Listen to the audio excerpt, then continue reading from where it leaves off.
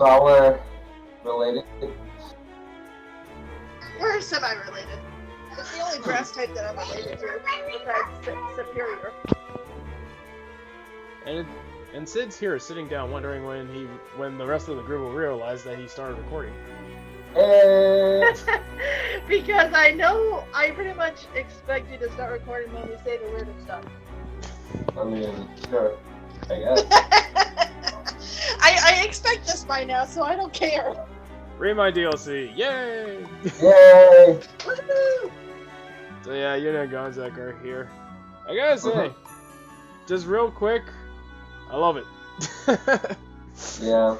Like, I I like. Go ahead, you guys. Like you first. Everyone's just. I'm just gonna say that, like, just to get it out of the way, I do think it's worth buying it if you are a Kingdom Hearts fan. Like, you really want to play this. Even if, like, you're not that big into, like, the fights and stuff, like, just for the first part and the lore and stuff, you should buy it. Or, at the very least, you should watch someone play it. Yeah. But yeah. At least one person has to play it, and then everyone else can watch if they so wish. Me personally, I suck at fighting, so I can only go as far as I can go, and then I just watch everyone else do the fighting and whatever comes after that. And at least it's But I'm better still a than big some. Kingdom Hearts fan. And at least it's better than some DLC practices that are going on around there, but that's a different story for a different time. Anyway. Also, like, if you think about it, this is basically the final mix of this generation. Yeah. And, like, it's cheaper than other final mixes. Because you had to rebuy the game again to play the final mix back then. I feel so old. Oh, yeah. Now we just have to buy a $30 Final DLC. Mix was essentially DLC before DLC, so. Yeah. Yeah. That's true. So what exactly happened? I still in feel your old. mind? Let's see. Oh boy, where shall we begin? God. So yeah, in order to even play Remind, you have to beat the game. Yeah. But you don't actually have to buy the DLC because there has been some new updated stuff that is free. Mhm. Like I think think like the photo mode or whatever that one's called, like the free greeting mode or something like that. I think that's free. Yeah. And some added moves is free, I believe, and the 2 new Keyblades, Oathkeeper and Oblivion, are free too, if I remember correctly. Besides that, the Remind is pretty much just the added story stuff and another extra thing that comes out after you beat Remind. Sorry for all the remind here, but remind me, Oblivion and Oathkeeper, that's only if you play critical, correct? For Oathkeeper, all you gotta do is you just gotta find all the lucky emblems. It doesn't matter what difficulty you're on. For Oblivion, you have to beat the game on critical mode. to be fair, Which honestly should be a lot easier now. Yeah. Because of the Hold easy mode. on, one of you time at a time. One of you at a time. All I was gonna say was it should be way easier to play critical mode now since it has that new easy mode, the new extra things. Yeah. Like there's an option in easy mode where you can just one-shot bosses. Yeah. It's a joke. Like if you want Oblivion, you can just rush the game in like 4 or 5 hours. Wait, real quick, that content. doesn't work for the data fights, does it? It does work. Wow. It's broken as all hell. Well, I'm still gonna beat him normally before I do that, so. Yeah, of course. But yeah, like I'm still never gonna get it. If you beat everything in Remind, at the end you basically unlock both easy and pro codes for that save off. That's how it works. Yeah. Oh, okay. And again, Just I'll in case never you reach didn't that have point it because before. I suck. Well, we just said Yeah. with the easy mode, But you'll you be able can to restart get there, you know? any game with easy codes and just like unlock everything. Yeah. Right away. But yeah. Yeah, so everyone who's actually having troubles with critical mode, there you go. You know, just if you want to have the Oblivion, you know, because I'm pretty sure there's some Raises people my out there. hand. Yeah. Raise my hand. But so yeah, Remind obviously takes place after Kingdom Hearts 3, and it's pretty much the story of how Sora actually saved Kairi. Oh, hey. And it tries to make sense of everything, you know? Oh, hey, it's Gonzak's favorite boss theme if that's out right now. I don't know which one it is, but It's the Replicant boss thing. Yay! No, fuck that fight. No. We'll talk about it later when we get to that part. Yeah. Yeah, Remind is kind of like Lion King 1.5. A story within the story. Yeah, so before we go into any of that, I'm just gonna say, definitely get it, and this is now spoilers. So in other words, leave now if you don't want. Yeah, but no, honestly, like, one last thing, just like, oh man, I really do recommend Remind if you want to have a better Kingdom Hearts 2 experience. That's all I'm gonna say. Yep. Yes, it's definitely a good plus edition. Yeah. So yeah, spoilers. So yeah, after Sora, pretty much around the point when Sora decides to go save Kairi, he's like, oh crap, wait, what am I gonna do again? Charity, hi. So basically, he goes back to the final world. Like, well, he already has access to it now from this point on, I guess. And he basically looks for Charity to find, like, advice on how to do this shit because, you know, time travel is complicated stuff. In Kingdom Hearts. It is. Yeah, in Kingdom Hearts. It is. Everywhere else it's easy, but here, no. Basically, what Charity tells Sora in a roundabout way is that, basically, if you want to change stuff that already happened, but without making another timeline, because he still wants to go back to the same timeline with his friends. Oh, right. You know, otherwise that defeats the purpose of saving Kairi there. Yeah. Then he's gonna have to basically not change what already happened, and he basically has to do stuff off screen. That's basically the gist of it. So it actually happened, but it was stuff off screen. You know. So, that's basically the gist of it, really. It's just it's just a clusterfuck. Yeah, but it's like, if you think about it, it makes somewhat sense, and it's not the worst thing Kingdom Hearts has ever done before. So True. Yeah, there's but that. yeah, like, if you try to wrap your head around the time travel stuff, it's just Chain of memories. It's just gonna make your head explode. So just enjoy the story for what it is. So yeah, very much what Sora's doing. He's pretty much practically body hopping, really, in this game. Yeah, that's basically what's happening. Because what he's doing essentially is he's going inside the hearts of the 7 Guardians and trying to find Kairi by following that pathway. So the first part he goes, the bottom line. Yeah, and the first part he goes into is like Ben's for some reason. Yep. I'm gonna say sorry because, you know, Sora and Ben were already connected. So maybe that's like the easy way. Like this is just me trying to rationalize what the fuck just happened. You know? Yeah. Yep. Not to mention Sora. Oh, I was gonna say, not to mention Sora also has to not show himself, otherwise the timeline goes chaotic. Yeah. Yeah. Yeah, but then, although this kind of brings up one of the weirdest points where once he enters Ben's heart, something dark talks to him, and it's a freaking Dark Inferno. Yeah, and it introduces itself as darkness. Yeah. Which could be the same stuff on Union Cross. Nobody knows if it's the same stuff or not. Yeah, I feel like that's somehow tying into Union Cross for some reason. I don't know. Mm-hmm. Yeah. But that thing isn't clear yet, so... Ventus was way back when, yeah. Mm-hmm. Ventus was originally in the Daybreak Town area. Again, don't try to think about... he lost his memory. Again, don't try to think about time periods in this game, because your head's gonna explode. That's why you start from the first game and just work your way up, down, yeah, definitely. Whatever direction. But I think thankfully this Dark Inferno is nowhere near as hard as the actual one, so. Yeah, it's a mild down version. Yeah. Like, it's not on the secret boss level. I think it skips the last part, which is the worst part of that fight. It doesn't even go into its first phase. Like its second phase, it only has one phase throughout the whole fight. Yeah. It still has a stupid unblockable attacks, but like those are pretty easy to dodge. So. No problem there. A much weakened, nullified version. Yeah. Mm-hmm.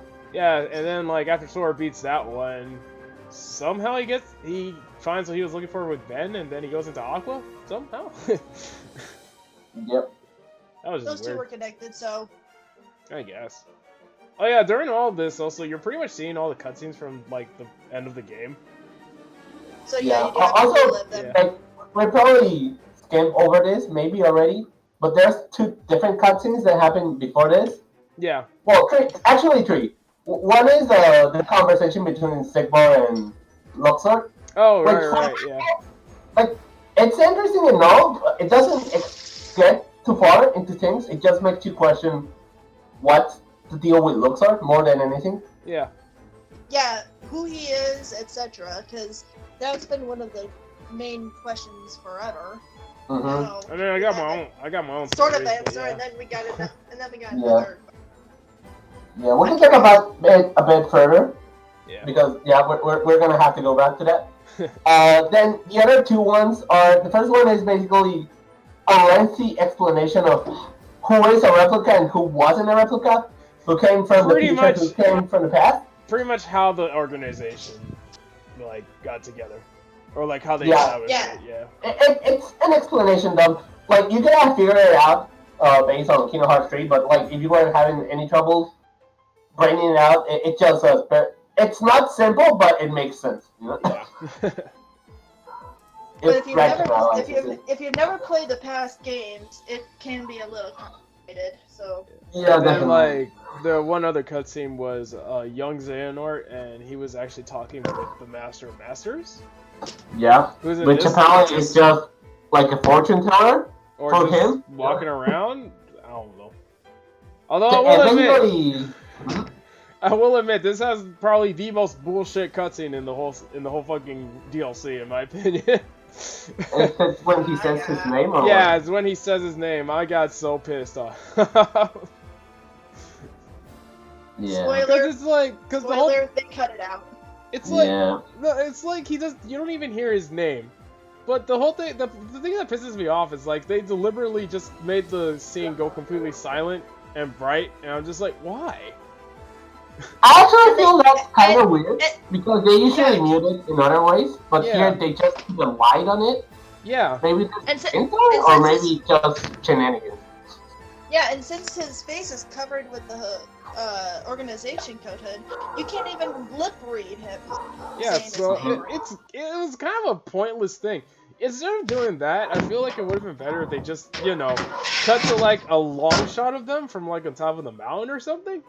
And then cut to Xehanort's, so you don't hear it. Yeah, and then cut to Xehanort's reaction, and problem solved. That would have had the cutscene flow so much more better. But the fact that they just like instantly muted it, I'm just like, man, you're just doing that to bullshit now. Yeah, that's just teasing people for this thing. Yeah. And that happens a bit too much in Kingdom Hearts. Yeah. Oh yeah, also basically it confirms what people were like weirded out about with Union Cross and stuff, that the Master Masters and Lucio had like this organization codes. Oh yeah. And how did Xehanort acquire them? Basically, he just gives it to him. Yeah, this is pretty much just an explanation where he gets the freaking code. Yeah. Wait a minute. What was I forgot. What was his line that he said about it? He was scared to take it off. Yeah, the Master is just like, oh no, yeah, I'm too much of a coward to take it off, so I'll keep it on. He said that because he's all like Xehanort is gonna pretty much become one with darkness at some point, so he won't need the coat anymore. Also, Master of Masters is doing a bunch of exaggerated anime pratfalls and motions, as usual. And for those that don't know, Master of Masters is based by the same darkness. Yep. I still wonder who the heck he is. But yeah, so yeah, those 2 cutscenes. So yeah, back to what we were discussing with the, with the actual story. So after Sora does that whole thing with Ventus, he goes into Aqua, and we finally saw why Aqua just froze for no apparent reason. Basically, she has big PTSD from the Realm of Darkness. Pretty bad PTSD, yeah. Yeah. I mean, you can't blame her. It wasn't exactly 10 years because time dilution and stuff. Yeah, but yeah, it was a pretty lengthy time.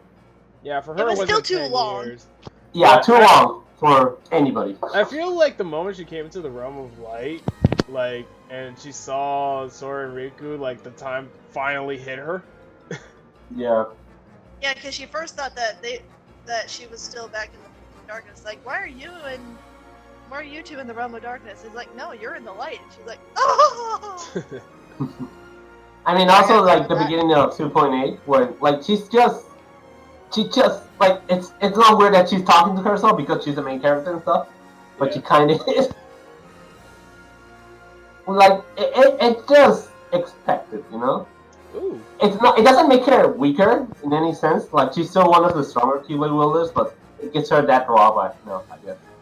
It just shows how strong she is because she's just lasted that long and survived. Yeah. Ooh, there's an update on the Kingdom Hearts 3 manga. Anyway. Continuing on. But yeah, so we actually see what she saw, and that giant tornado of Heartless and Darkness. Yeah, she just saw the dark version of herself. Mm-hmm. And I'm just like, oof, yeah, okay, I get it. Yeah. Although this is probably the weakest boss fight, in my opinion. Because it's just a refight with Dark Aqua. Yeah. Like. And they really brought her down to. No, yeah, it's an easy version of the fight, but I'm just like, man, really? You couldn't have done something different or creative for this fight? Well, it was either. If you want to challenge these Aqua fights, you just have to play 2.8. I guess, yeah. But still, you know. I just wish at least a little something was different. But, yeah. Actually fight the tornado of Aquas? That would have been that would be interesting. Yeah, that would have been fun. Yeah. But, yeah, and then after that, we finally get to see what happened to our good old friend, the freaking Lingering Will. Yep. Because it does the whole cutscene where Naminé practically summons him. Because I'm pretty sure it was already established, but yeah, Naminé summons the Lingering Will to help them at that point. And then it just goes away. And we never see him again. Yeah. Until like, we don't even know what happened to the armor and stuff. Yeah, until before the DLC. So, yeah, what happened is Sora was trying to connect to Terra Sword at this point, I believe. Yeah. And, like, his best connection was the Lingering Will, but it was, like, apparently too mad, bro, so had to find an alternative way to get to it. Please excuse our blunt words.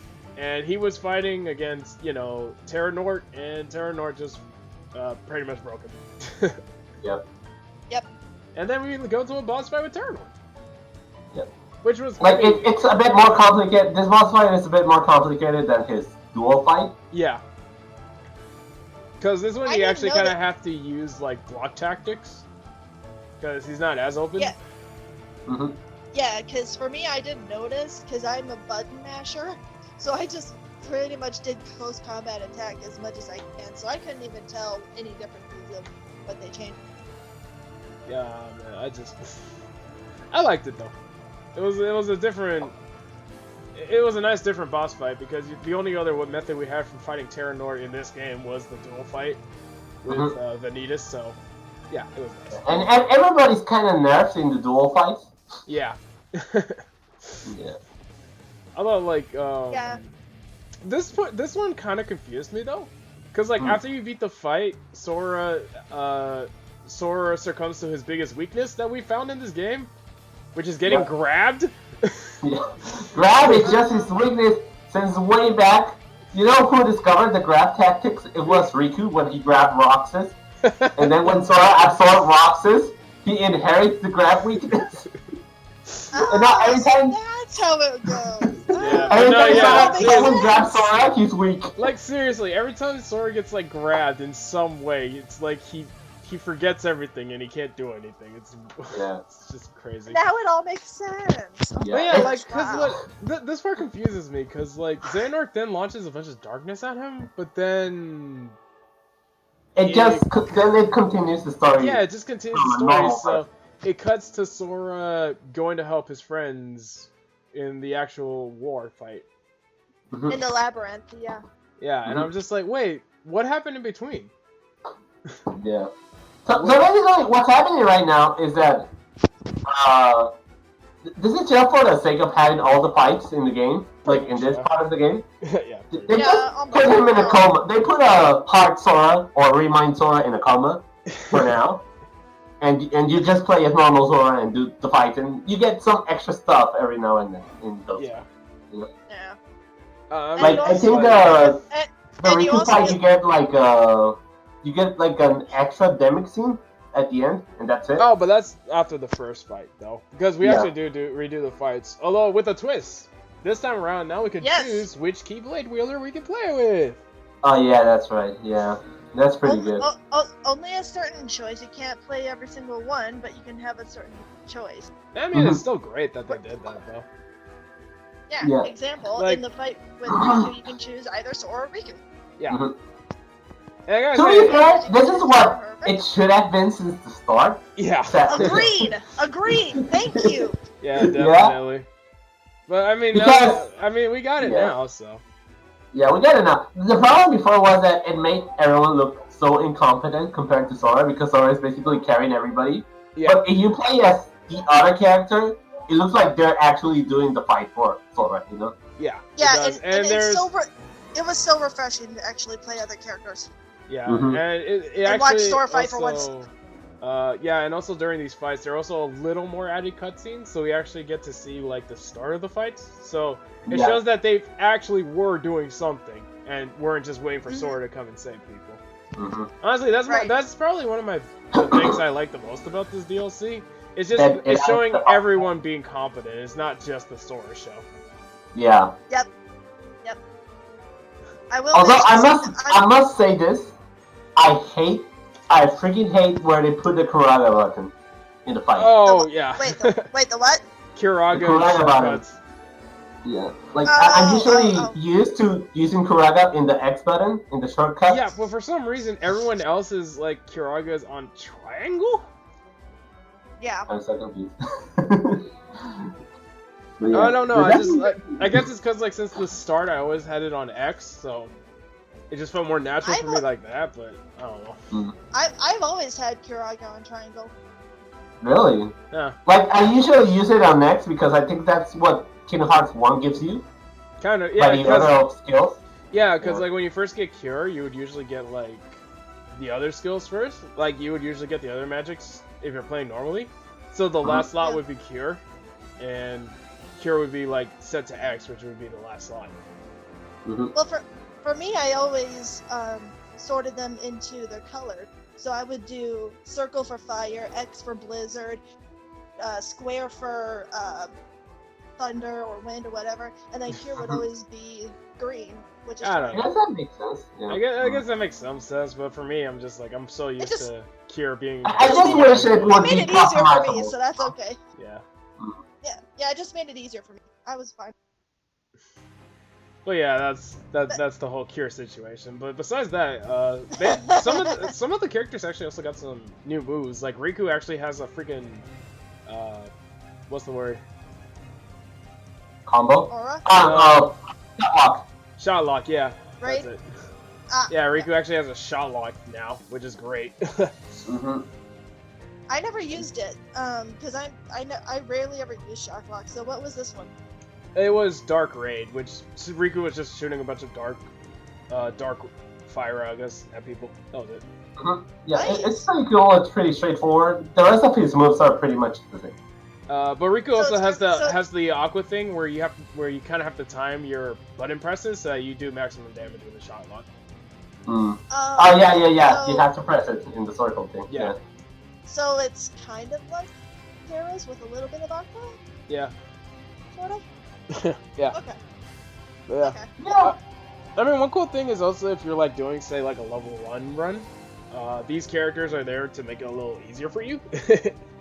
Yeah, because they have their own fixed level, no matter what. hmm I mean, if you're playing like with the level 99 Sora, then never mind, Sora would pretty much carry the whole fight, but still, you know.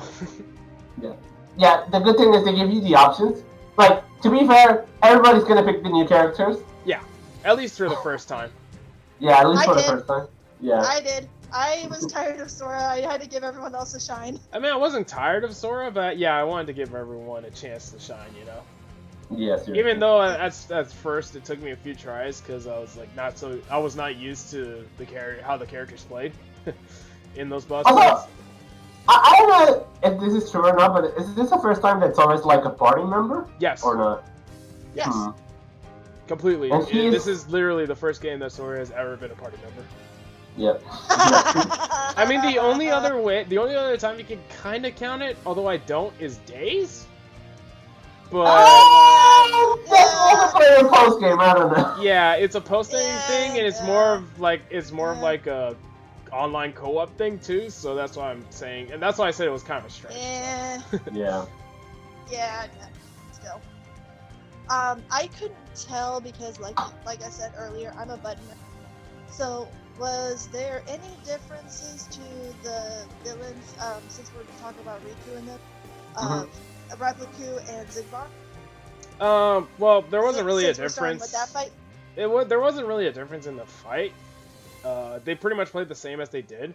The only difference is like if you're playing with Riku, you kind of had to change your strategy up just a bit. Yeah, like Riku doesn't have the same moves as Sora. Like, yeah. For example, nobody else but Sora has the sidestep. You know, the thing where like you close into your enemies. Yeah, the quick step. He has the quick step ability, which as far as I've seen, he's the only one that has that. Yeah. Not to mention Sora, as far as I know, is the only one that knows glide besides Roxas. Yeah, too. Yeah. That's and the only one that can summon links and stuff. Roxas, just quick spoiler, Roxas doesn't have glide in his fight either, so. Yeah. No.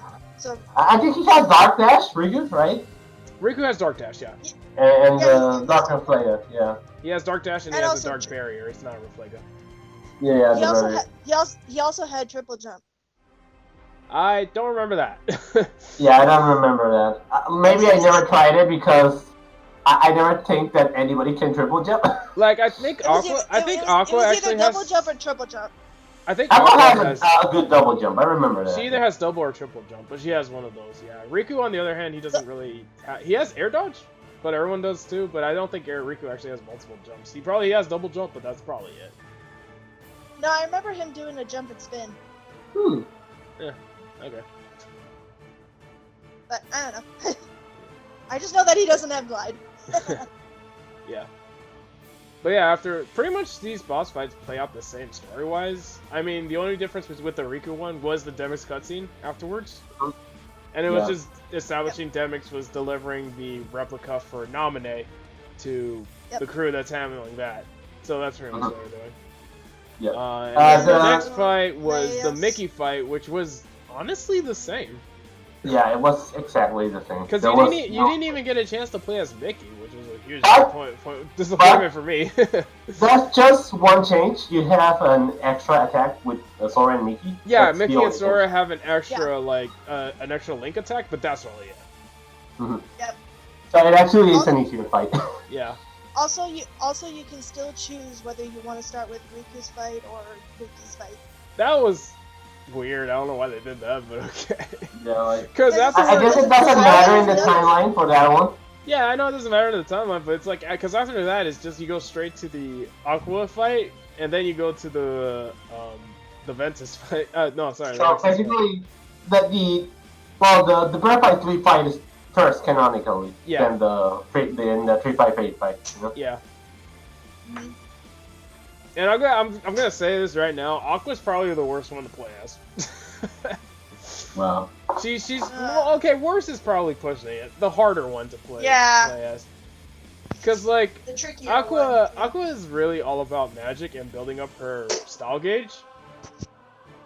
And in a fight against both Vanitas and Terranort, that's kind of not helping her. So basically, she's getting countered by what she's fighting, I guess. Yeah. Oh, and yeah, at the start of this boss fight, we actually see the start of it, and we see that Ven, like, actually, I found this cutscene really funny because like Ven and Aqua were like just fully focused on Terranort, and Vanitas is just like, okay, guys, come on, I'm here, seriously. Yeah, I remember that. And then again, Vanitas is hinting at something with Ven. Which is hinting at something at freaking Union Cross, I think, but that's it, really. Yeah. But yeah, besides that, the fight, there's actually two phases to this fight. You choose who you do enough damage to, and then like it comes to Sora cutting in the fight, and then it does the fight again. Yeah. In this fight in particular, you get the extra attack between Aqua and Ben. You know, the one that you can see in the trailers. Yeah, what's fun? I actually beat the boss with that attack, which is kind of funny. Remind me, did you guys change your villain battle route pattern? Well, Like when I was playing this, I was playing on critical. So I was honestly more focused on taking out whoever I could. So I didn't really focus on that. Usually, I always go for Vanitas first, just because he has the less HP.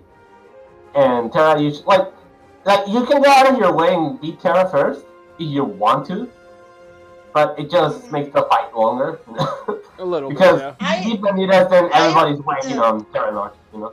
I originally wanted to beat Vanitas, but Xehanort kept coming in every time, so I ended up beating him first before Vanitas. Ah, that's interesting. So that ruined my pattern. Yeah, but what's funny is like that fight, pretty much after that fight is literally the exact same as Kingdom Hearts 3. Yeah. Like, well, they had that basically. Sora established the connection with Terra North. Like, Remind Sora awakens because Terra North is dead, basically. You know. Yeah. So he gets the connection with Terra, and then he jumps into himself, basically. Right. Like into past Sora. Right. Yeah. And Oh yeah, I actually forgot. We actually forgot to mention how like every time you see this happen, Sora's actually seeing their station awaking, which is essentially their hearts. Yeah. Oh yeah, that's right. So you see Van. So you see Van. Glass Zeros. Yeah. So you see Van's original one from Birth by Sleep, and then you see Aqua's, which I feel like we've seen it before, but not really. And Aqua's is weird. So as far as I understand, everyone's Station Awaken is like them and the people they're most connected to. Yeah. So why the fuck does Aqua have Vanitas and fucking Xehanort in hers? Yeah. Not even Terra has Xehanort on her. Not even she's Terra. the one that shouts Xehanort, you know? Yeah. And I guess it's because when she was in 2.8, I guess. But the weird thing is like none of the Birth by Sleep characters have freaking Ericas in theirs. Oh yeah, that's so fucking sad. None of them Not do. even Terra. I'm just like, what? Wait, that doesn't make any sense. Yeah. I mean, I thought at least Aqua would, since you know she's carrying out this freaking Keyblade. But no, instead it's Master Xehanort. I'm just what the fuck? Now my only complaint is with the Station of Awakening with Aqua. It's just weird that she has her enemies and not her own master. You know? Yeah, I'm just what the fuck. Well, maybe that will be coming up into in the future. Maybe there's a reason for that. Yeah, I don't freaking know. But anyways, yeah. So then we reach to the Days fight, which is probably the hypest one.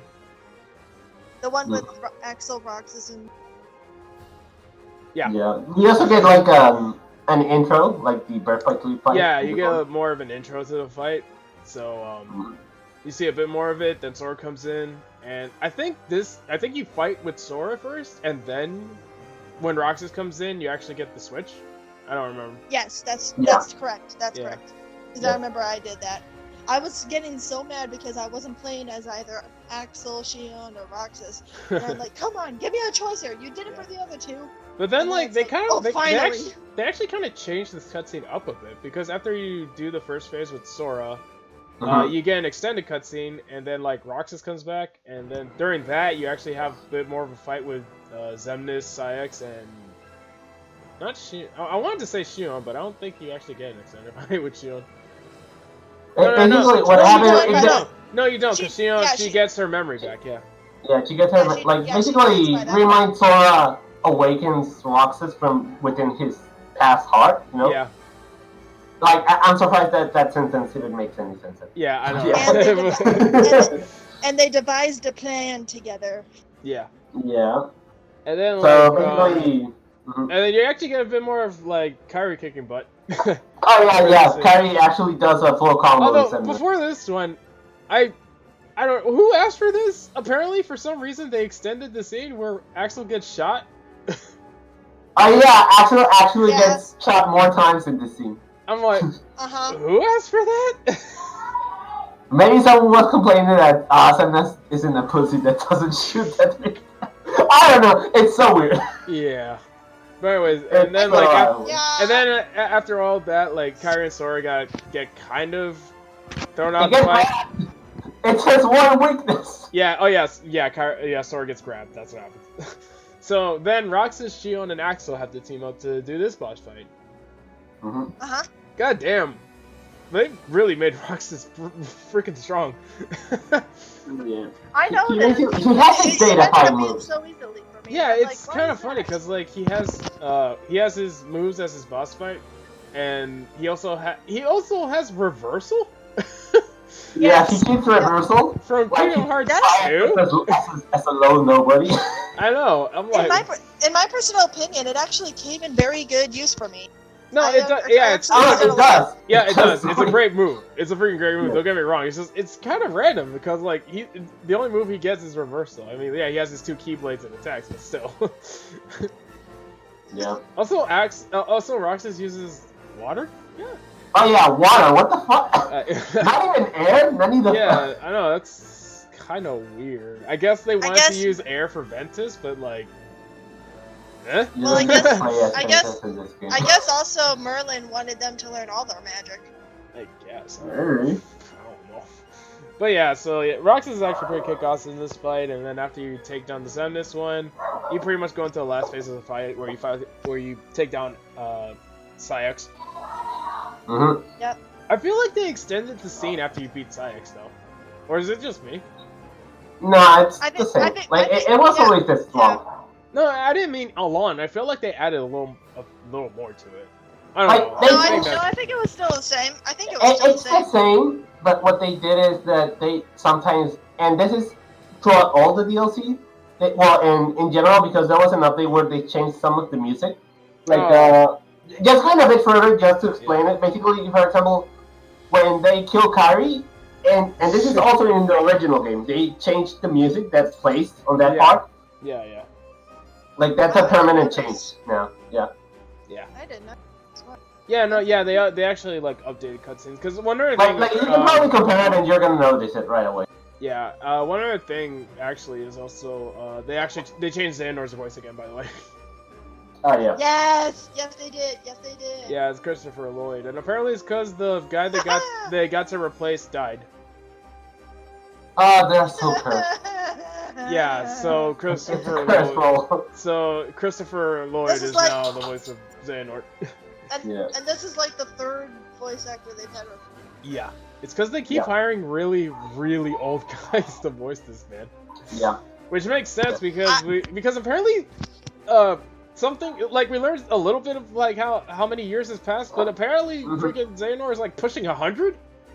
Yeah. Give or Like, take. I think he was like 15 when he talked to the Masters, and then it says like 75 years Yeah, later. 75 years later, and that's like 90. Yeah, he's at least in his 90s, Yeah, you know? I'm just like, damn. No, But I ag- think yeah, Christopher but, like, Lloyd fitted again- in really well. What I find funny is like, so if we take the timeline because Xehanort and Ericus were around the same age. Yeah. Yeah, The you same just age. you subtract 10 years because Ericus died in Birth by Sleep. That means Ericus was around his freaking 80s. Yeah. Yeah. He looks pretty good for his age. I know, right? I mean, always thought there Ericus wasn't- was like 50, at least. Yeah. He didn't even have any gray hair, just only on his beard. he had a few gray hairs actually. But not enough for an 80, you know? Yeah, I'm just I Not- don't know what regimen Ericus had, but I want it. Keep like Master I Regiment. want to look that good when I'm 80. Right? Yeah. Must use a lot of hair coloring. Oh man. Oh, God. But yeah, so after the Roxas boss fight, we then reached the Xehanort's boss fight.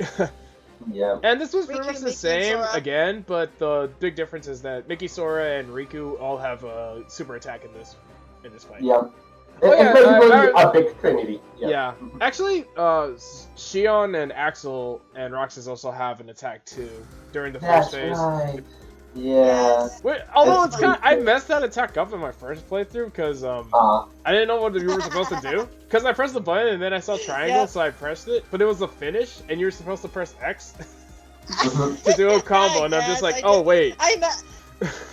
Yep, I messed it up too. I did the exact same thing. Yeah. Luckily, But I was able to do it. Oh man. But yeah, so yeah, you Okay, get that, and then finally we're entering the actual big expansion stuff after that. Now hold on, before we do, was there a difference to Xemnas, Ansem, and Xehanort during their fight? Only the extra moves. Only the extra moves, that's it, yeah. So basically the Sora Mickey move you get, and the Trinity attack, that's it. Yeah, that's it. So it's actually easier, you know? But the funny thing is for me, I don't know if it's just because I suck so bad, but to me they seemed a tiny bit harder than I remember. No. It's about okay, then I just suck that bad. Okay. This has been that long. And then we actually, yeah, because everything plays out pretty much the same at this point. And then, like, Sora, and then the Remind Sora, actually goes to Scala after this. Because, one thing we forgot to mention is apparently Sora actually has a time limit to saving Kairi for some reason. Yeah, basically, because he's supposed to not change times, or otherwise he creates another timeline. Yeah. And, you know, messes stuff more. Yeah, so he only has... trying to save Kairi, yeah. Yeah, so in order to save Kairi, he only has pretty much up to the point where he beat... Was it beat Xehanort, or just start fighting him? I don't remember, though. It's until he beats Xehanort, but once they start fighting, it's almost over, you know? Yeah, okay. Yeah, it's basically when Sora, Goofy, and Donald actually enter into Scala Academy. Yeah. Yeah, but then, like, during this part, we actually got to visit Scala. Yep. Yeah, we can actually explore it to a point. Yeah, it's pretty cool. And there are treasures actually in Scala Academy. There's treasures, there's Heartless and Nobodies combined. There's a poster to drink milk. There's also that theater that explains basically that the breakdown is Scala Academy. Yeah, they break down broke and then became Scala. And on top of this, you gotta find these crystal fragment pieces in order to get Kairi. Yep. Yeah. Which is, so you get, cause I think the first one was just the normal, like, rush of enemies that you had to beat, and one of them is, like, the actual one you have to beat. And then it had like a pink glowy aura around it. Yep. Yeah, and then the other ones were just you have to complete some tests in some ways, like the one Gonzak just mentioned, the theater. You just had to like align lights in the right spot. Another one you just had to do a dive attack on it, and one of them you just have to use the arrow spell, I think. Yeah, on Fountain. Yeah. Yeah, and then I think the last one is just a fight against Darkseid again. Yeah, another Darkseid fight in DLC. Yeah, you just have to follow Kairi and it shows. Yep. Yeah. And I mean, I didn't mind. Underneath. I mean, I didn't mind. I just after the Darkseid fight, you should have like 5 fragments. Yeah, roughly. And the game doesn't tell you how many you need, but basically you need 7 fragments. No. After that, Xehanort comes in and he's just like, haha, boy, you failed. He's like, what are you talking about? You see, I actually split her in 7 fragments. And then, like, he goes away, I guess? I don't know. But basically he says, whoops, you're already there. You're too late, basically. Yeah. But so basically, the whole time before that, take your time. There is actually no time limit. Oh yeah, no, there's no actual time limit. It's just until you find all the fragments. That's it. Yeah. Yep. So just take your time. Just explore to your heart's content. Yeah, I did. Although, we probably forgot to mention that Sora at this point has traveled through Ven, Aqua, Terra, and Roxas. Yeah. And then, but remember, he has to travel through the 7 Guardians. So Sora's like, oh wait, I have more people to have to travel into. Yep, exactly. Missed a couple along the way. So he's like, shit, who am I supposed? Oh wait, Riku, right? Yeah, his best friend Riku that he finally remembers. Yeah, and then this probably comes up to one of the most hype moments in this DLC. Yeah. Because we finally get to see what the other Keyblade wielders are doing. And you know, while Sora's having his epic fight in... Yeah. Basically entering Xehanort's portal is the equivalent of the Ben and Benitez fight in their mind. It's basically what's happening for them. While in the real world, the other Keyblade users have to deal with other stuff, you know? Yeah, because Yeah. like initially what they were doing, which I didn't really didn't understand what exactly they were staying behind for, but yeah, apparently they're holding back Kingdom Hearts from going completely dark until Sora was done. But they kind of failed that. Yeah. So out of nowhere, the freaking 13 vessels come out, and Yeah, the ones that look like goats. so yeah, what happens is they all get launched up into the air, and it turns into a big boss fight with the Guardians and the 13 vessels. And it's so cool. And- Yep, Yeah. because they divided the characters into two groups: the fighters and the blockers. Yeah. You have You have Ventus, Roxas, Terra, Riku, Axel as the actual fighters, and then you have Mickey, Aqua, Shion. As the doing blockers. blocking. Yeah, as support essentially. Because I think what's going on is while they're fighting in place, I think the three of them are actually holding everyone in place in air so that they don't fall, you know. Oh yeah, magic. Magic, and the rest are taking out the org members. And everyone, what I love about this is everyone has a chance to shine in this fight. It's great. Yeah, you do get to play with every single character except for the blocker. Yeah. But every other fighter you can actually play against. Yeah. Also, it's really good banter. Yeah, they have really great banter between each other. It's also kind of intense fight because you actually don't have access to healing at this point, so you gotta really know what you're doing. And then this comes to hype moment number 2, in my opinion, because afterwards they all get all of the Guardians get blown away for a bit, and the last one is Mickey. Oh, yeah. Yes.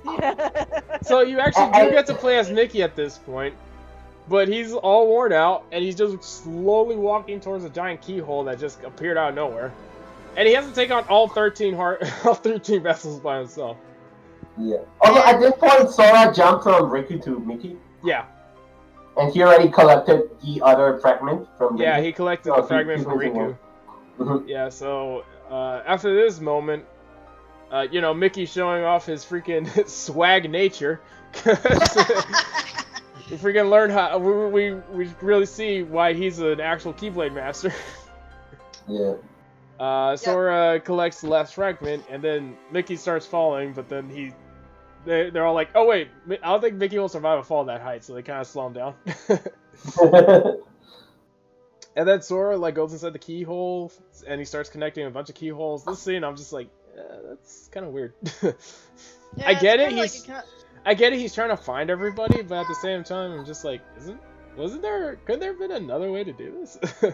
It could have been just one big cutscene, you know? Yeah, it didn't have to be gameplay.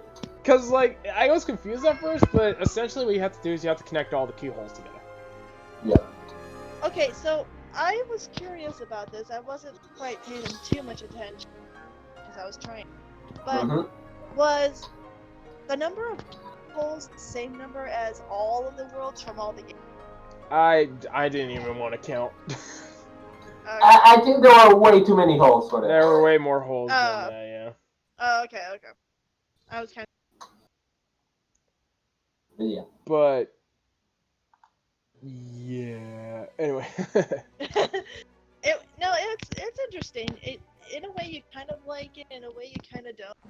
You're just trying to connect the dots, but not really.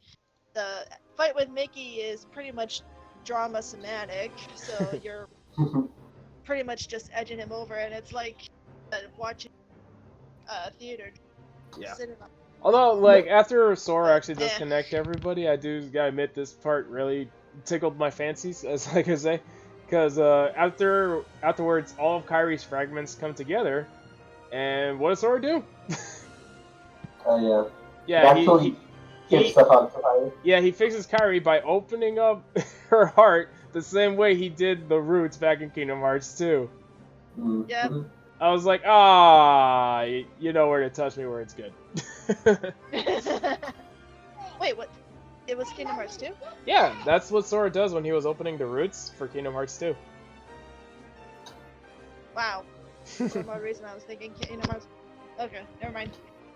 No, that was in Monsters Inc. But yeah, anyway. Okay, that's where I go. But yeah, after that happens, Kyrie gets restored. But then a pissed off Xehanort comes in. Guess what that means? Yeah, the last boss fight. Yeah, and this Mind you, one. this is actual Xehanort body, physical Xehanort body. Yeah. Fighting Kyrie and Sora, remind Sora. Yeah, and yeah, this one's fun because you get to play as Kyrie. Yay! She's actually really OP. Yeah, she's okay. For like a single Keyblade user, she's really OP. Yeah, she's okay. Yeah. The only real OP thing about Kyrie is just her initial attack, because it has a good range to it. Yeah. Yeah. She also has Challar. She has all the magics, like all the Sora magics. Yeah. So that's fun. Yeah. Yeah. But I feel like it probably would have been better if we had like at least like some Heartless Swarm battle before. Maybe. Beforehand, just to get a little feel for Kyrie instead of just going straight into Xehanort. Yeah. Because holy crap, that boss fight took me a while. Basically, you have to learn how to use Kyrie as you fight. Yeah. Yeah, I guess we should mention they have a unique attack, Sora and Kyrie together. Oh yeah, they have. Well, Kyrie also has like, because she has like what was it called? Seven memories. 7 wishes. Yeah. Yeah, she has a build-up situation command attack, and she also has the link attack with Sora. Yeah. Yeah, the shock lock. Right? No, that's just the shock lock. She has a link attack with Sora too. Oh, it's where they grow wings and they hit someone. Yeah. Yeah. Okay. So that was fun. Yeah, the angel wings. Both of them are angel wings. And then after you beat Xehanort, you freaking learn that those last few cutscenes we saw in Kingdom Hearts 3, where everyone's having a good time being with their respective friends. Yeah, apparently Sora and Kyrie were there the whole time. Oh yeah. Yep. I mean, before this, they go back to the final world. Oh yeah. And basically, they have a talk with Charity to convince him to basically. You shouldn't be waiting here. Like, if you know where your friend is, you should go. Okay, Gonzak, call it what it is. They kidnapped Charity, okay? It's okay, it's consensual. It's consensual. Yeah, right.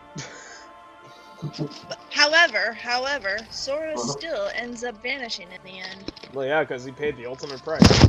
Yeah, it just explains why it's happening. Yeah.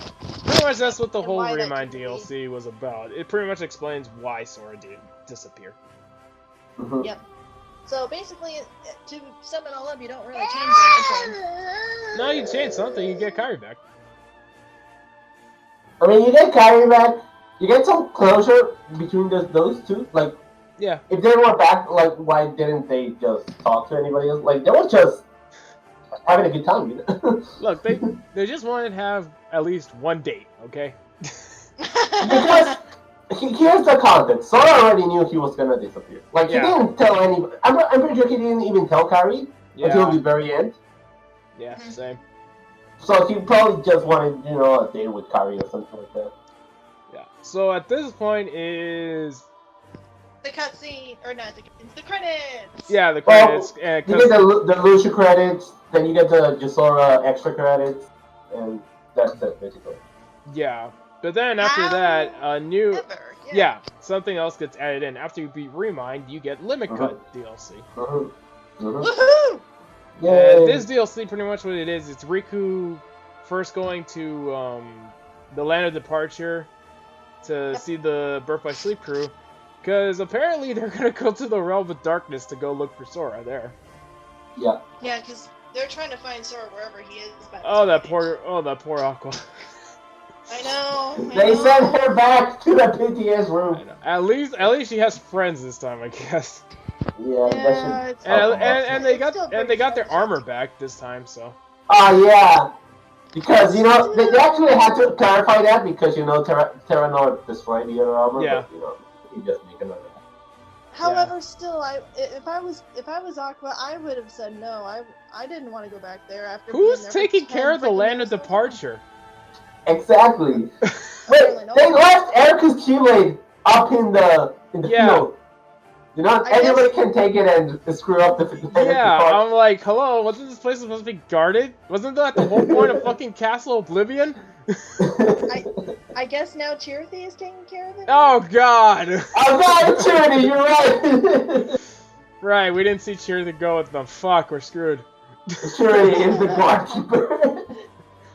Oh, Well, Jesus. so while they're gonna try to find Sora there, Riku goes over to the Radiant Garden and checks out. Yeah, we the actually Final Fantasy game. we learn a bit more because apparently like everyone else is also looking for Sora. I guess everyone's world hopping. Also, it's been a year. Yeah, it's been a year, and for somehow, I don't know. Okay, so Kairi goes into a sleep coma. She goes into a will sleep Thank coma. you, Yenzo. Yeah, she goes into a sleep coma because she's like, you know, I'm kind of the last one that was connected to Sora, so maybe we can find something there. I don't know. I feel that's leading into a Dream Drop Distance like game with Kairi. I don't know. Probably. But yeah. It's probably gonna lead into something like that with Kairi. Yeah. So yeah, and then we get to see the Final Fantasy crew here. Yeah. I think it's gonna relate to what's coming up next, but I'll explain that later. Yeah. And this is where my knowledge stops. Because at this point, what happens is, so Sid's on his computer. Final Fantasy Sid, not me. How he knows how to use the actual computer is beyond me. He was a rocket scientist in 7, you know? Yeah, that was 7. This is Kingdom Hearts. There's a difference. Well, he knew how to use a computer in Kingdom Hearts 2. I mean, he could fly a ship in 7, right? Back in 10. Well, that was a different Sid. Hold on. This is the part where we just like to mess up with him, just because. Anyways, but yeah, so, and while Sid was, like, looking through computer data, organization data! Out of fucking nowhere! Apparently he finds all of the organization members that we fought. Yeah, apparently there's data forms. Yeah, so, hey! Welcome back, data fights! Data battles!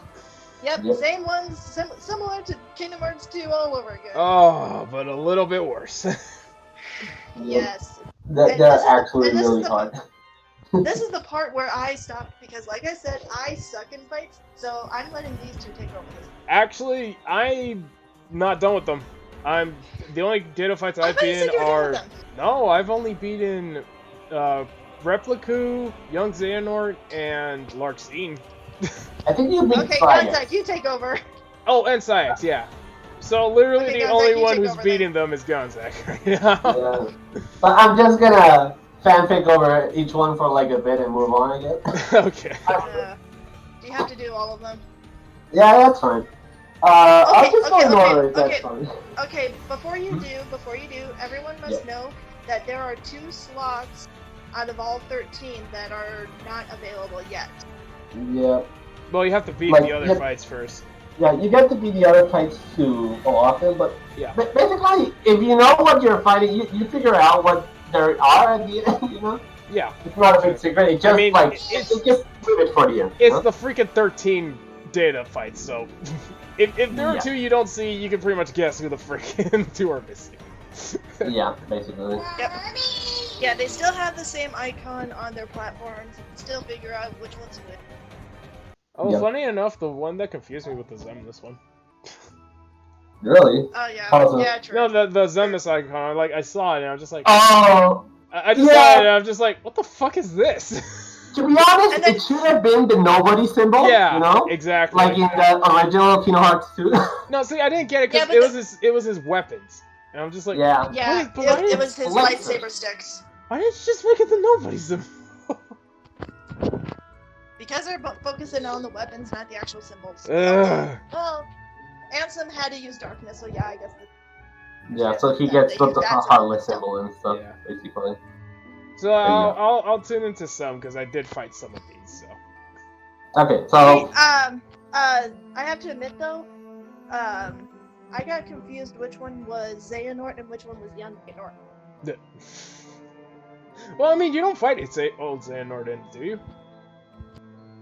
Let me think about this. It's just confusing me. Yeah. Okay. I thought one of the weapons was his, and the other one was Youngblade. No.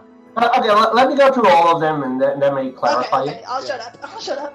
Okay, so basically what I'm gonna do is I'm just gonna describe the fight, and because like what I find interesting in this fight is that it pays homage to their like older versions of their fights. Yeah. And adds it to this fight. It just makes it really hard, you know. Yeah. So an example. Wait, what do you mean by older? Like how they kind of were in their when you first fought them.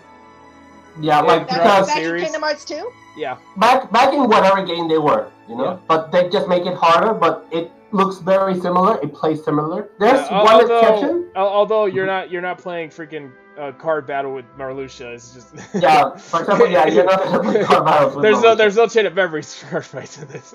So don't worry about that. Hallelujah. Well, I'll go first with the exception, which is Ansem Secret of Darkness. You don't fight Ansem with the Guardian, because the Guardian is going to be in Terranor, because that's just the canon in Kingdom Hearts 3. You know? Yeah. Otherwise, it would make the Guardian confusing. Basically, he fights similar to how he fights in 3D. He just it's where he starts spamming magic darkness everywhere. He has those two black orbs he does in 3D, where he pushes you far away and he just starts spamming attacks. He does that. Let's see what else. He teleports. He has the mines that he does. I gotta say, missed Mm-hmm. opportunity to not have his freaking Super Robot Wars ship form. That would have been really Yeah, interesting. That's true. I do Like miss what that. I was gonna is like just make it like say Sora gets pushed like really far away and he starts falling down like the Zemnis fight. But he like temporarily turns into the ship form and it's like charging a beam or something in the front. That would have been fun. And then like Yeah. you the whole point is you just dodging his attacks until you reach the front and then dive attack him. And to stop his laser. That's just an idea. That's not what actually happens, but yeah. Yeah. No, Like the only thing that happens is that he puts you into the dark. Like he throws you into the purple realm. I'm gonna call it that. It's just his darkness that involves everything. Yeah. Yeah. That's basically his special move. And he also uses that negative orb he does in 3D that you cannot block, and it basically one-shots you no matter what level and stuff. Yeah. It's annoying. Well, But didn't you say he has an attack that just like gives you every status effect? That was in 3D. Here, you're right. Yeah, I forgot about it. Basically, his attacks gives you the pollen ability. You know, the thing where like Sora sneezes between attacks. Just silly stuff. Yeah. Why would darkness make you I don't know. the smell? I don't know. I guess he's allergic. He got allergic to darkness after all the bullshit he's been through. It's just a punchy smell, you know? Yeah. That's why Riku could smell it from Chain of Memories. But yeah, that's basically the answer. That's one of the more different ones because, you know, the not Guardian messes up stuff. You're becoming more in tune with the darkness. Nah, you just really stink. You just really stink. Oh, my favorite line in Chain of Memories. Yeah. Then there's the Sadness fight. The Sadness fight uses the the Anthem fight used the 3D song, the 3D OST. It didn't use the Kingdom Hearts 1 or 2 one. Oh, okay. The Sadness fight uses also the 3D one. It's not his Kingdom Hearts 2 one. I honestly like the 3D one better. It's more dynamic. Yeah. Yeah. Basically, it's a combination of his final form with the 3D form.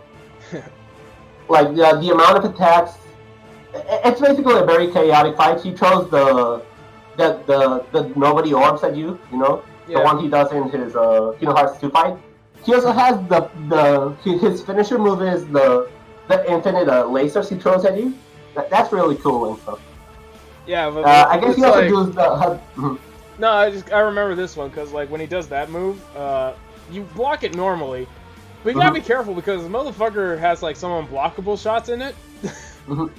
Oh yeah, because like basically this fight sometimes have unblockable attacks. Yeah, every organization member has an unblockable attack now. Which usually the best way you could tell what that unblockable attack is usually a different color from their normal attack colors.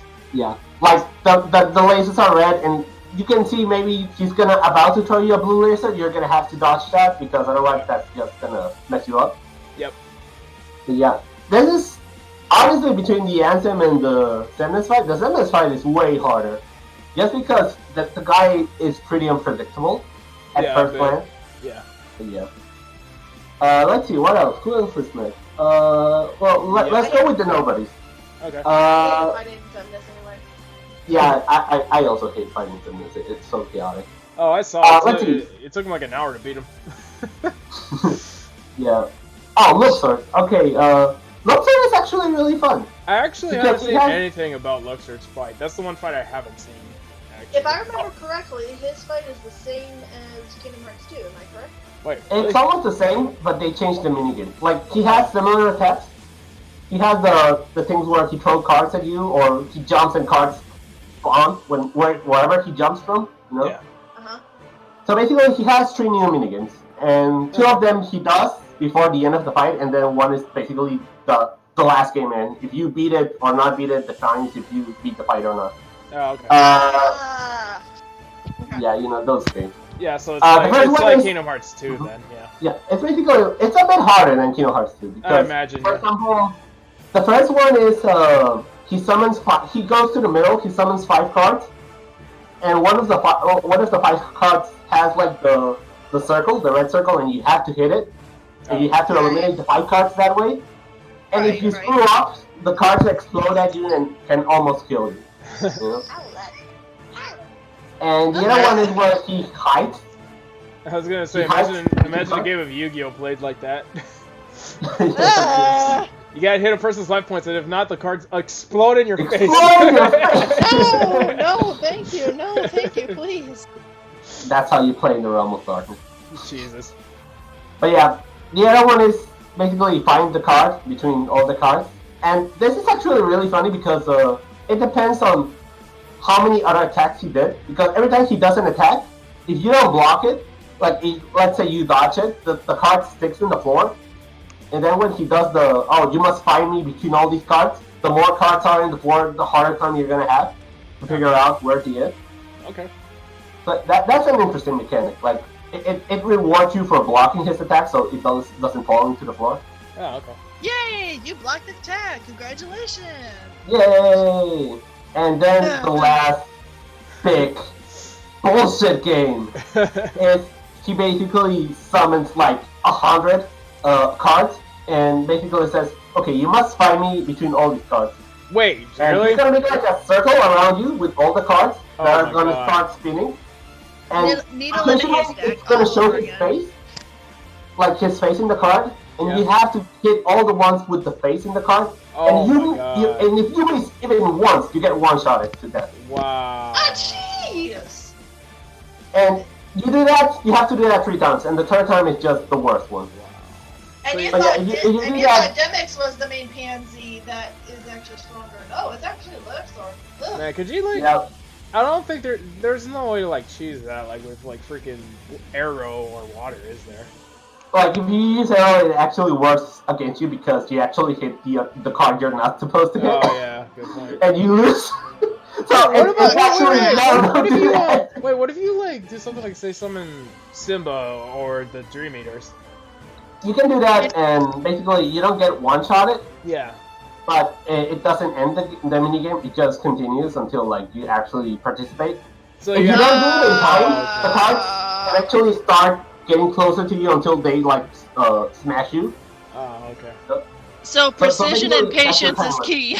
Wow. Yeah, basically you have to wait, and the worst part is sometimes he baits you. Sometimes the card turns and it's his face, and you're about to strike, and then it turns again and it's the explosion card. You know, like it's such a troll fight.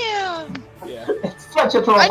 I knew there was something about him that I did not like. Yeah, I get the feeling there has to be a way to like ignore all that, because like is it something where like you do enough damage and the moment he reaches an HP threshold it like does a cutscene and it does that, or is it just regular fight all the way? He's special in the regard that you cannot combo him forever. Like every certain damage, he just stops your attack and leaves, no matter what. Okay. Like even if you're like a full combo, he just stops and leaves. And when he's about to get to the red bar in his HP, well, it's not really an HP; it's his time bar. You know what? Like again? Yeah, he has a time bar. And, like, Okay, I'm sorry. That is just not fair. I am sorry. That is just not fair. To be fair, the first part of the fight is really easy. Once you figure out his two mini games, he's a really, really easy fight until the end. The end is the bullshit. You know? Yeah. So if you get lucky, because that's what you really need. You need to get lucky with the last part. That sounds like a complete reversal of fucking 2 Final Mix. Because I remember 2 Final Mix, like the final phase of that fight, it was actually pretty easy. And you can like say pause come, so you can like get the Royal Flush easily and beat him. Yeah. Honestly, it's only the final circle, like in that whole attack, it's only the final circle that has the bullshit where he starts baiting you and stuff. But if you do that, he basically his time bar reduces to 0 and any attack can kill him. Okay, I know it's not, but you know what would be great? If the faces on the cards had his one face from the Days manga. That would have been so hilarious. That would have been great.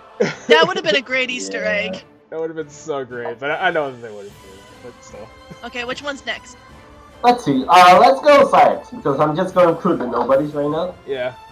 So okay, this one I actually done and beaten, and I know for a fact that Syderent can be a bit of a pain if you don't know what you're doing. Because in his first initial form, Syderent immediately goes into his stage 1 Berserk form. But that form is actually a lot easier to handle than you think, because you can like block most of his attacks and do like dynamic counters. The thing is, during that form, if you hit him enough times, it'll raise his Berserk bar gauge even faster, so you can enter his Berserk form phase 2. Yeah, and the second phase is basically the one he uses against Roxas. Except a little bit more bullshit, but yeah. Yeah. Question. Are you able to take his weapon and use it against him? No, that's mechanic. In fact, yes! Well, honestly, you know what's really funny? One of his moves is doing that. One of his moves is doing that Berserk attack that you did in Kingdom Hearts 2, except on you. Yeah. Also, a fun detail of this of the placing it, because all these fights are in the same circle, but sometimes they change something. Here you have the Kingdom Hearts 2 moon in the distance for this fight, just because he has the power of the moon and stuff. You know? So it actually makes sense for the moon power to go onto him. Yeah. Yeah. Although, but yeah, I will admit that phase 2 Syderent, it's really just timing your dodge and blocks, really. Yeah. Like once you figure out the timing, she's not that bad. Because like if I remember correctly, he only has really like 2 moments when he's open. During that, and pretty much that whole thing is just a survival game. You just gotta survive long enough until he towers himself out, and then you can combo him hard enough until like he gets knocked out of Berserk stage. Because if you play it right, and if you play it like fast enough, he's only gonna do that twice. And if he does that twice, he should be able to beat him. Yeah. Gotcha. So basically, it's probably easier in Proud mode, but yeah. So basically, you just dodge when he's in Super Berserker form, and when he's not in Berserker, because when he loses Super Berserker, he goes back to 0 for a bit. Yeah. He's vulnerable to attacks there, and then the first mode, he's also vulnerable. One thing I'm kind of confused about is because like sometimes I read the tips when I lost these fights. Apparently, one of the tips said that you can use Blizzard to like cool down the Berserk gauge a bit. I didn't know that. I don't know if that's true. I didn't think that was effective. I don't know if that's true because I tried it a few times, but I think I tried it in the wrong times. I think you have to do it when he's like open. Maybe. But if you do it, then you might actually drain the Berserk guide. Yeah, you might drain the Berserk guides a little faster if you do it that way. I think. So you just have to cool him down. I'm gonna have to test that out now. That sounds interesting. Yeah. Also, one final detail for this one is that he has his version of the song is I think it's the 13th Struggle, right? Yeah. It's a Kingdom Hearts 2 organization song, but he has like a rock metal version. Yeah, I remember. I remember it was funny because like the fight started and it started normally. The song started normally, and then suddenly I started hearing scream metal, and I'm like, wait, what? Yeah, it's interesting because Well, now we're gonna go to Lartine. Lartine also has about the same music, but it has her own twist to it. Yeah. It sounds more Machiavellical for Lartine in her case. Yeah. Huh. You also did the Lartine fight, right? I gotta say, Lartine fight was a little easier, though.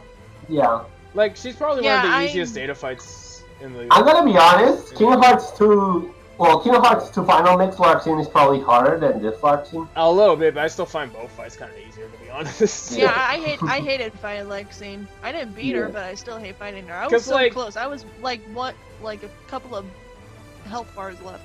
Because, like, the whole thing about Larxene is just, like, she moves really fast. It's practically the same as Sayax. You just gotta find an opening in order to hit her at the right time, really. And that's why I suck. One of the things that Larxene does in this fight that other fights haven't done at this point, so the data fight, is that she baits. She baits you. Yeah, she baits you. There's some attacks where she baits you, but most of the time she's just gonna be zipping around the battlefield. So, pretty much, the idea is... she has Red Thunder that's unblockable, and the idea is you dodge those and you hit her, or you block and then counterattack at the right time in order to hit her. Because she also has, there is a phase where she has clones, but, and I'm gonna be completely honest here, if you want to play it just completely safe, just summon a Link, like a Dream Eater or Simba, and just take it. Just wait it out. Yeah, just wait it out. Just go all out. Just wait. No, don't go all out. Just wait it out. Wait it out in the Link form, because but when you're in Link, you cannot die. Yeah. Right. Yeah, and so then you just use Link, just tag the hits until it's over. And then as soon as it's over, just get out of Link and just take her out. Well, this is something I actually recommend, especially in Kuroko mode. You might want to have like a high potion or something in a shortcut, like square or something. Just because, like, honestly, I use high potions to heal way more than cure. Because usually with cure, what I do is I only use it as the last resort. Because with Leaf Bracer, you're able to get out of any combo you're stuck in. So you'll be able to, like, you know, not die. I honestly want to save my MP more for Links than anything else. Well, that explains why I kept failing too, because I usually use Cure all the time. Yeah. Whenever it's up, so it's like, I didn't even think about using it. But yeah, other than that, Larxene really doesn't have anything else special to her. No, like, it's her same attack. She has her claw attack with her... it's a very simple data fight, like Sayax. You just gotta find the right time to hit, really. That's it. Right. What about Marluxia? I haven't done Marluxia, so... Okay, Marluxia has a lot of references because he has a lot of old fights, especially from Chain Memory. Yeah. For example, the team you fight him with is the Lord of the Castle. It's a remix of that one. Oh, okay. Yeah. He has a plethora of attacks, and he has like he has a more death motive than other fights before him. He doesn't have a mech, does he? No, he doesn't. Disappointed. Well, basically, like, yeah, he has a lot of side attacks, and a lot of his side attacks end with an unblockable attack that you have to dodge away. Of course. So, like, it's a matter of learning his combos. Yeah. Like, if you do, like, 4 or 5 HP bars of damage, he does the Kingdom Hearts 2 move, where he closes to Sora and, like, whispers something into his ear. Oh, yeah, he has the Doom spell. So he has the Doom spell. Okay. He has the Doom spell. And basically, the way the Doom spell works in this game is that the first time he does it, you get a 15-second timer, and you have to, like, knock him out of the... Basically, he changes the ground into, like, it's not darkness, but, like, the torn ground. Oh. A big-ass torn ground, and you have to knock him out of it in 15 seconds or you die, because Doom counter. Yeah. Great. Every time he does the torn field, basically, every, like, 7-8 seconds, a giant freaking skull emerges from the ground, and it's just a big AoE. What the fuck? So you have to move away from it. That's random. Yeah. Let's see what else. Marluxia has that attack where he throws the side at you, and then he teleports and catches it, and then throws it again and spams that. You did that in Kingdom Hearts 2, yes? Yeah, he did that in Kingdom Hearts 2. I feel like Marluxia has a lot of his just moves from his data from too. He also has that Chain of Memories move where he summons, like, the flower petals that float around you. Oh, no! Occasionally shoot at you. Not that one. Yeah, it's the one from Chain of Memories. It sucks. And I thought for a minute that he wasn't going to have any of his old chain of memory moves. Damn it. And finally, the worst. The hardest part of this fight is that if you get him to 1 HP, he doesn't die. He has to do his final move. And his final move, he gives you a 99 Doom counter that just plummets in speed. And he does like a large ass combo. And basically, when you have like 5 seconds left, he's open to an attack. And you don't attack him, then you're dead. Okay, yeah. So basically, it's the last effort. Okay. That's not cheap at all. Yeah, that's not. Yeah, it's totally not. Kill me 10 times. That's not cheap. That's pure BS. Honestly, instead of the rose petals, I would have preferred if he just like summoned the mech and just like sliced down at the arena or something. You know. Seymour all over again. Seymour all over again. Yeah. Anyways, so Sigbar next. Yeah. Yeah. Wait, actually, do you think that was a reference to Seymour? Oh. It wouldn't surprise me, to be honest. Honestly, no. I'm honestly kind of putting 2 and 2 together right now. I'm like, what's that make a reference to Seymour? You know, that would make a lot of sense. I honestly think that it would not be surprising, to be honest. Yeah. Because, I mean, they're both Final Fantasy related, yeah.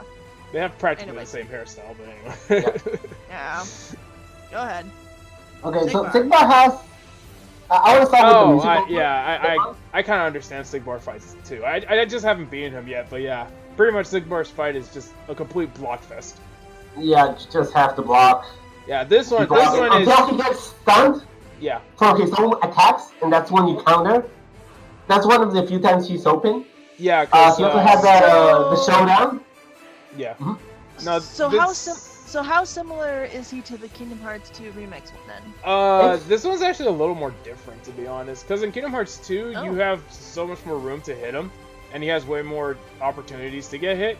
In this one, it really is just like a patience fight. You just have to be defensive. You have to be completely defensive in this fight. You have to block all of his shots until he's open. Then you get a situation command where it's showdown, which you can save. It's not limited. You can save it in case you think you need it. So. Mm-hmm. And basically, the showdown is that one where like you have to wait until he's about to attack you, and then you press X. Yeah. You know the one in the trailers they showed? That one. And from what I remember, I think Sigmar has like 1 desperation attack. He has 2. He has the one in. It's like the one that it's a reference to Kingdom Hearts 2, where he just puts you in a tiny square and just shoots numerous bullets at you. Mm-hmm. That one and the tree one, the one where he shoots a purple arrow and then like a circle of arrows starts. Yeah, but he does that so often that I wouldn't really call it a desperation, to be honest. Yeah, that's fair. Yeah. You can still do the summon the symbol or Meow Wow and the small desperation and just tank it out. Oh yeah. You could just summon Meow Wow and tank it. To be honest, the whole fight is just. It's not really a hard fight. It's just you have to be really. That's it. Yeah, you gotta be really defensive and patient. Honestly, this is the one where I like call it's mandatory to do no damage run. It's really annoying. Because this one I know I'm definitely gonna suck at because I suck at blocking. Yeah, because you actually can't even really hit him. Yeah, like his openings are really few and far between. Yeah. So basically, use his own lasers against him. Yep, that's basically his strategy. Also, I want to mention this. He has a unique remix of one of the organization teams, he has his own twist to it. It sounds sort of like it's like I'm not totally sure because I haven't played Union Cross, but it sort of sounds like something that came out of a bit from Union Cross. It's kind of interesting because he's Lucian. So. Yeah, so like you should give it, you should like hear it out at the very least. The music, it's pretty interesting. Yeah. Okay, let's see. So far, it's been 4 or 5 nobodies. I think that's been all the nobodies minus Shion. Yeah, I'll leave her for later.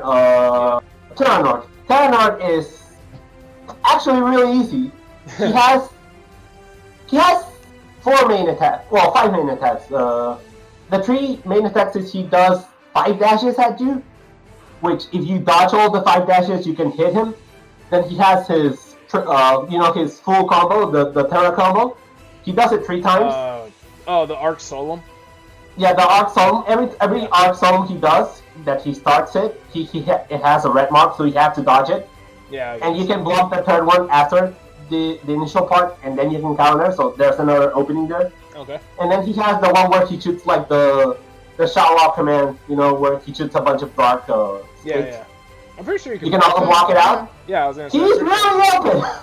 Yeah. So like if you counter any of those, like he does it, he cycles through those 3 attacks. Yeah. That's for the most part.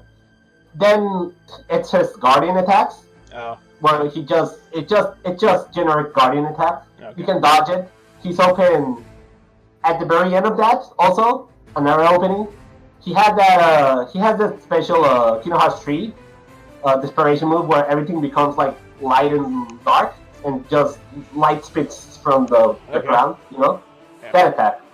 If you have trouble with it, you can probably summon something and be over with it. I'm wondering, does the data version of that move have a unblockable move? Because I remember you can like block it twice during the regular fight, and then he just does red lightning at the end, but that can be dodged. It's a bunch of white lining. For the most part, I didn't block it. I just always. Okay. It's just really easy to not get damaged with Simba. Okay.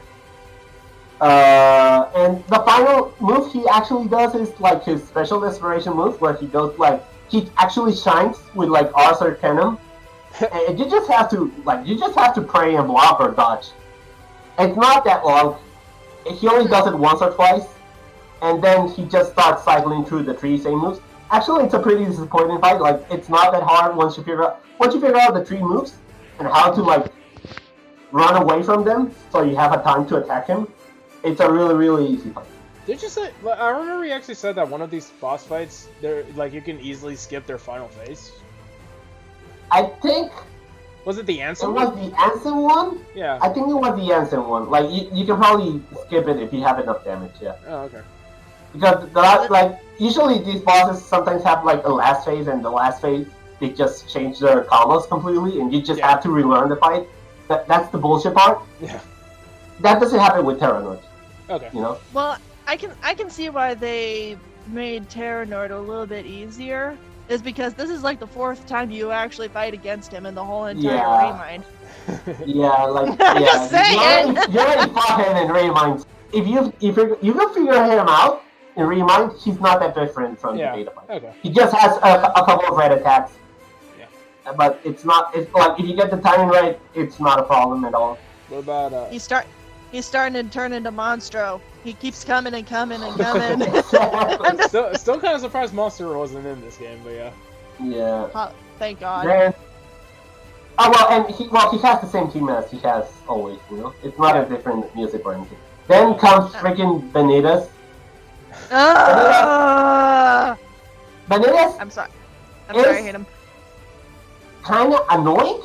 He doesn't have a pattern. Like, some of these bosses have like a set pattern. Like, this boss, if you do this, he's always gonna respond this way. That's not for Benitez. Benitez just does whatever he wants, and you just have to react to it.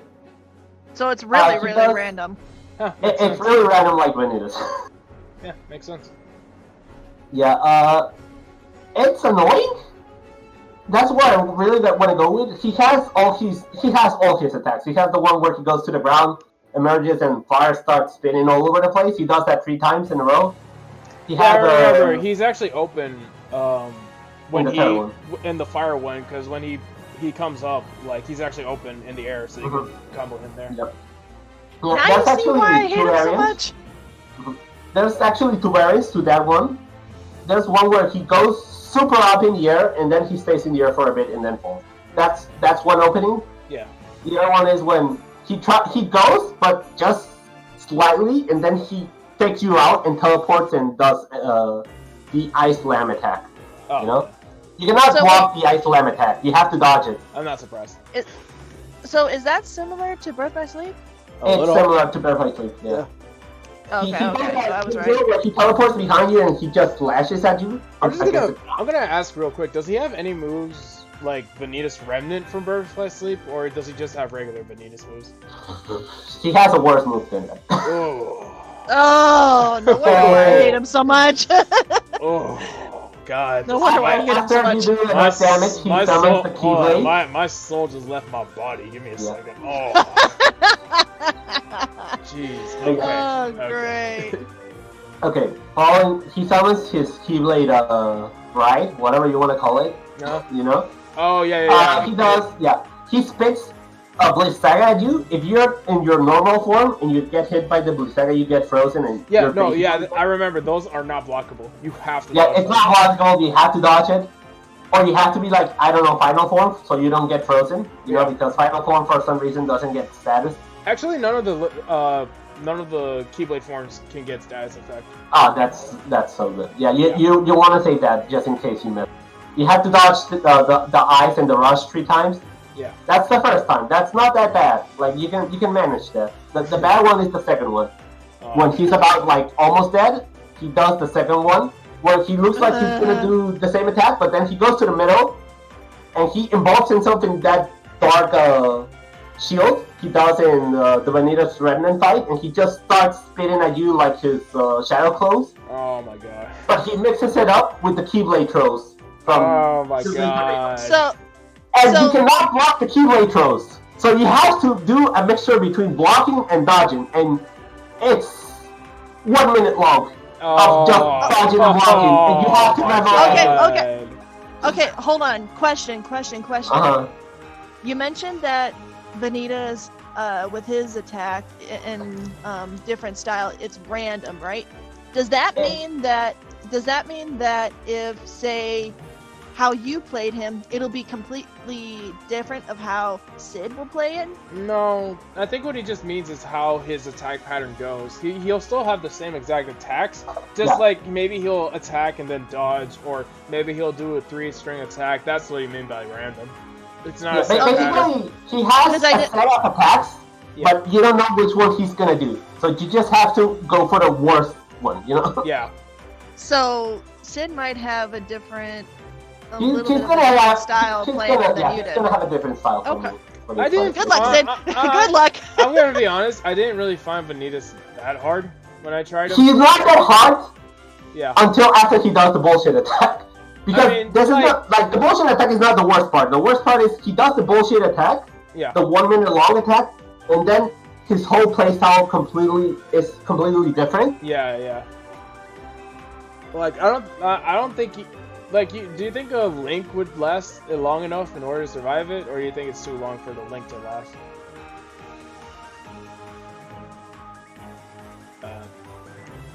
Hello? Guys? And now you see why I hate him? You see why I hate him so much? I despise that guy. Did you hear me?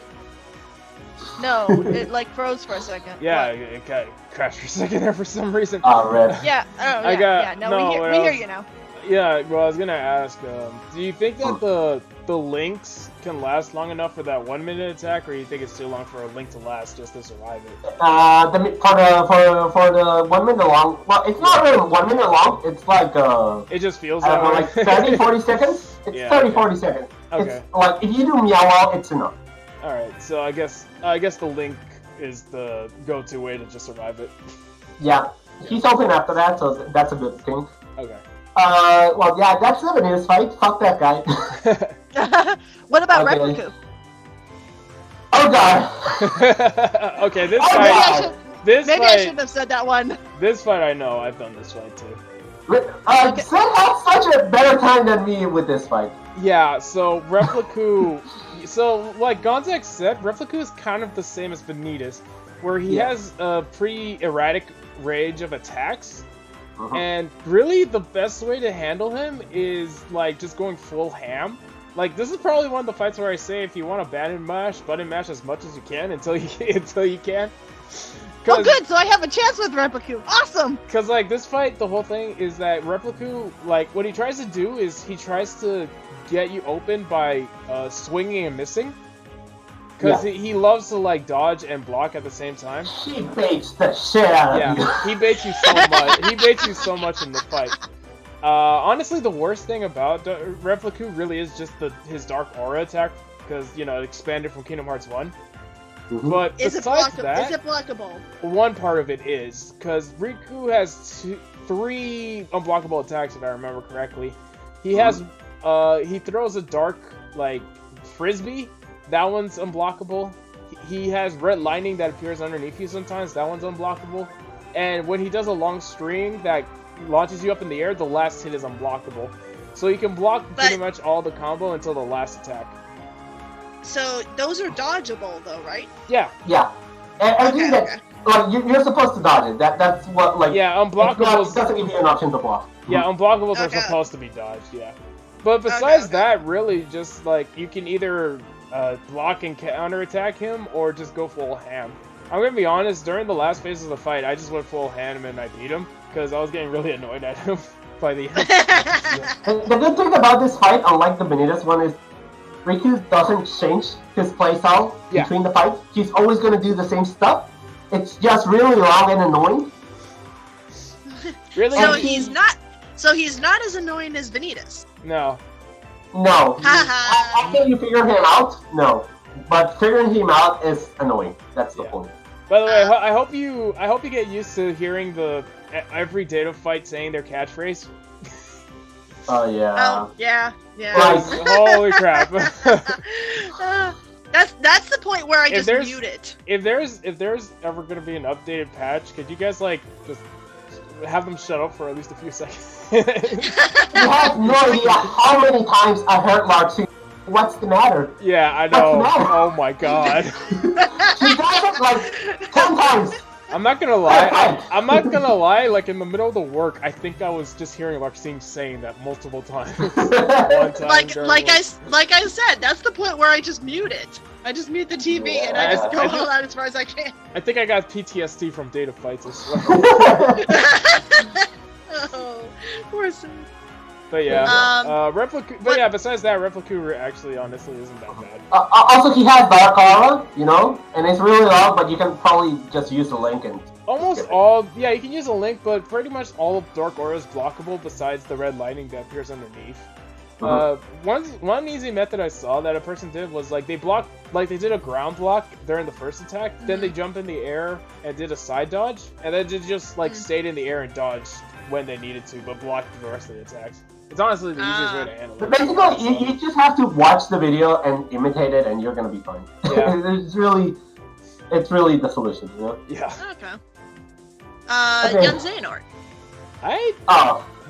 Honestly, like I beat Young Xehanort. It took me only I want to say 4 or 5 tries, but I honestly don't actually remember exactly how I did that.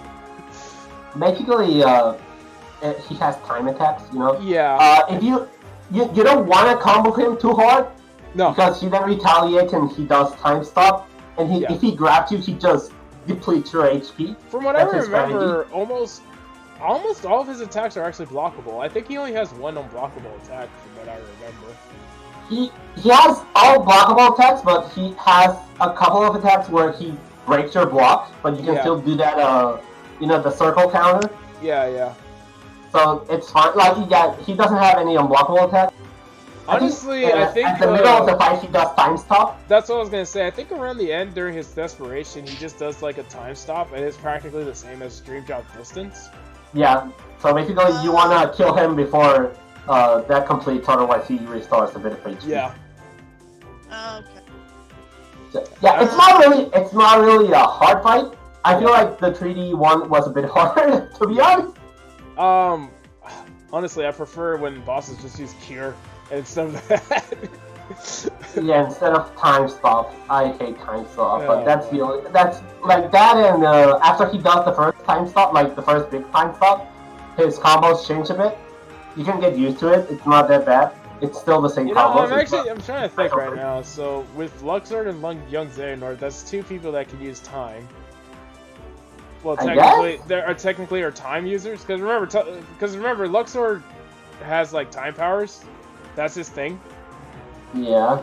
I mean, he can time prison you, I guess. Yeah. And the other one can stop time. So one is more OP than the other. Yeah. Wait, hold on.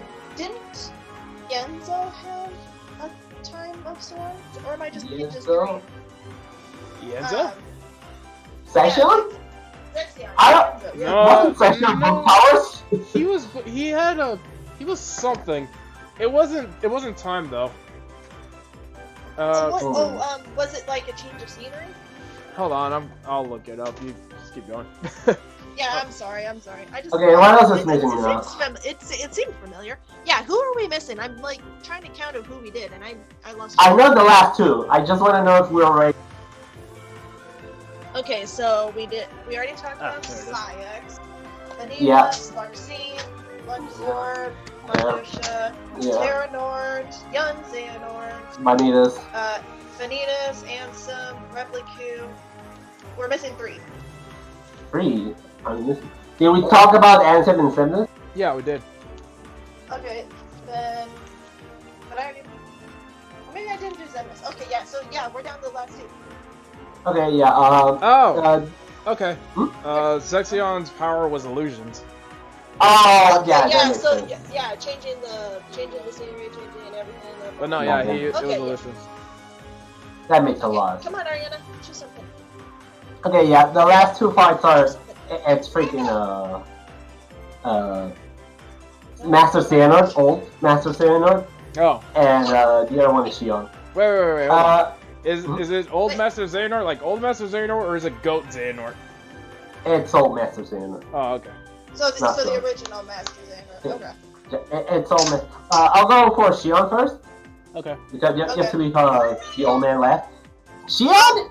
I didn't know what I was expecting with Shion, because it could have been anything. Yeah, it could have been that it's she was just gonna be a copycat of all the other data fights. That would You have know, it could have been that. That would have been cool, actually.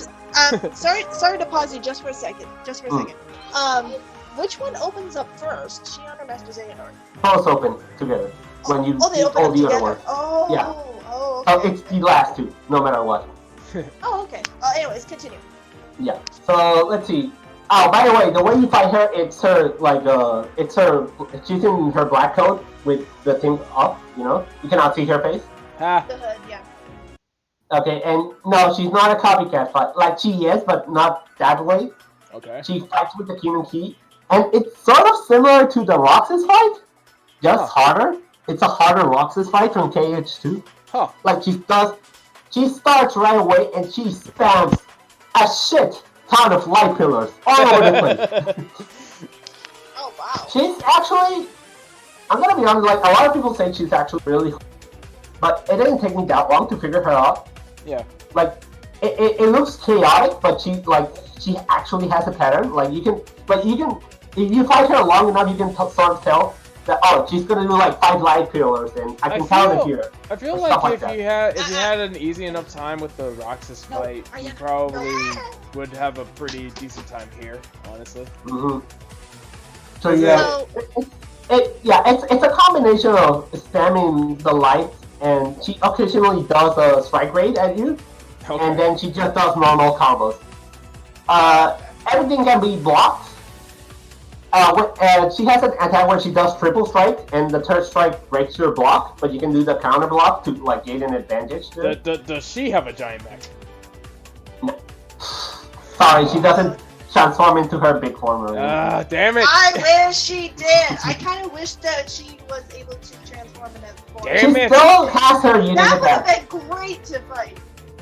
For example, she has a part like after you do like 4 or 5 HP bars, she gets like some of these fights get like a shield HP, which is like a purple HP where like she gets a full bar. Yeah. And basically, it's her defense. Like it doesn't deplete her own HP until you get it out of the way. Okay. She does that, and then she starts slamming onto the ground and spamming like circles of light all over the place. And then she does the Roxas hit, basically. The one where like he dashes away and pillars spawn from his dash. Yeah. Right. Well, yeah, like you just have to figure out how to combo through it.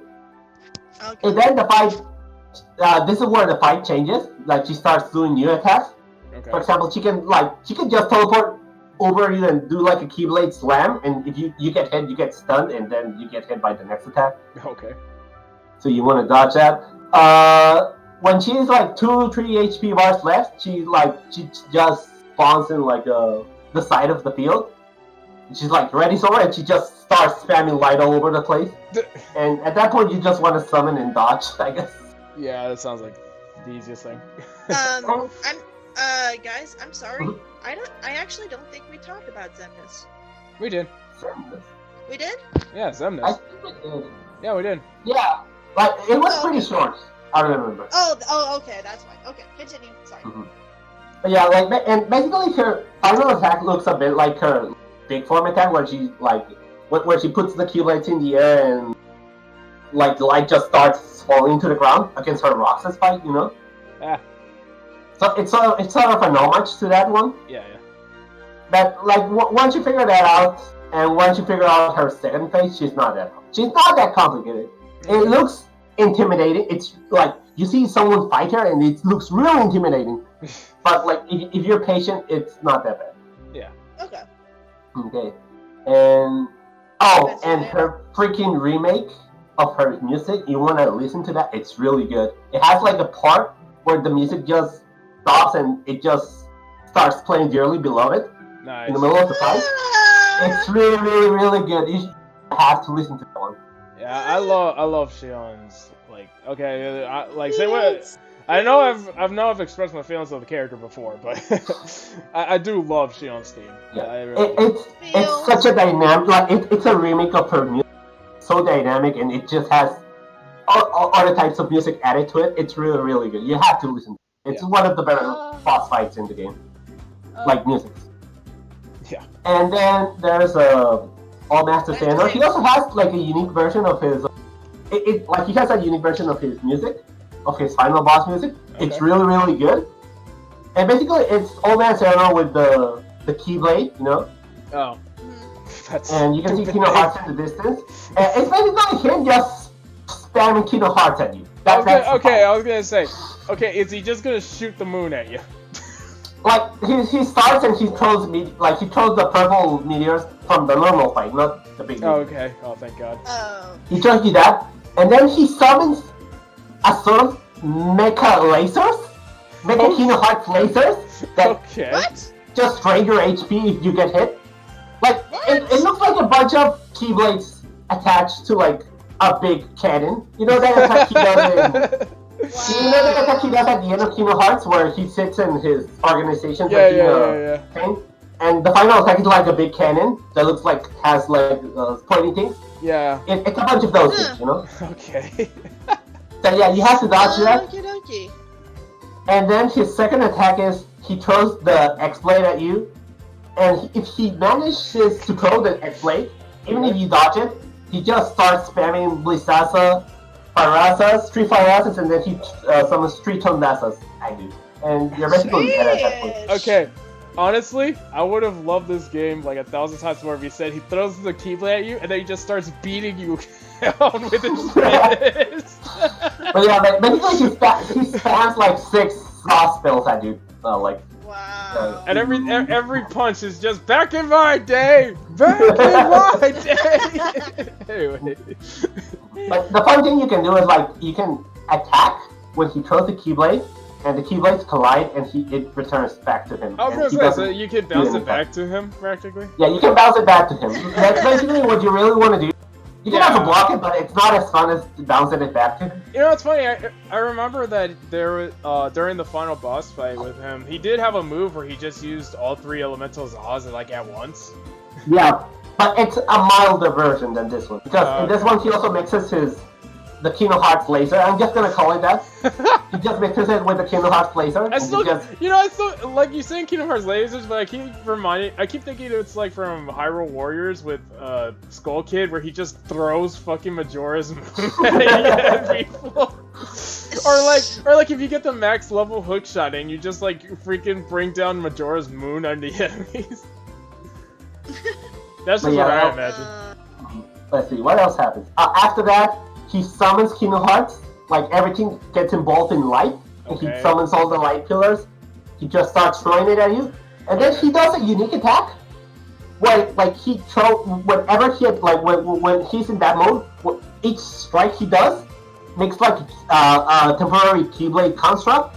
If you get hit by the Keyblade construct, you get frozen. So if you get frozen, you're dead. So you don't want to get frozen. Yeah, I bet. So he just starts spamming it at you. He's open there. Then he just starts. Then it's a combination of laser spamming. He occasionally does that thing that John Cena does, where he transforms the X-Blade into a whip. He also transformed the X-Blade into a lance and hit you with the lance. I thought you were gonna say that like his logo appears underneath him and he just his theme song plays while he's posing and then hits you with it. No, yeah, it's a really intense fight. Okay. It's pretty scripted. Like he always gonna do this thing after this thing after this thing. I wouldn't be surprised because if it was random like Vanitas, then I would honestly find that kind of impossible to beat. It's really scripted. He also has a finisher move, but I think I blocked it out of my mind. I don't remember what it does. I just summoned Simba or something at that point.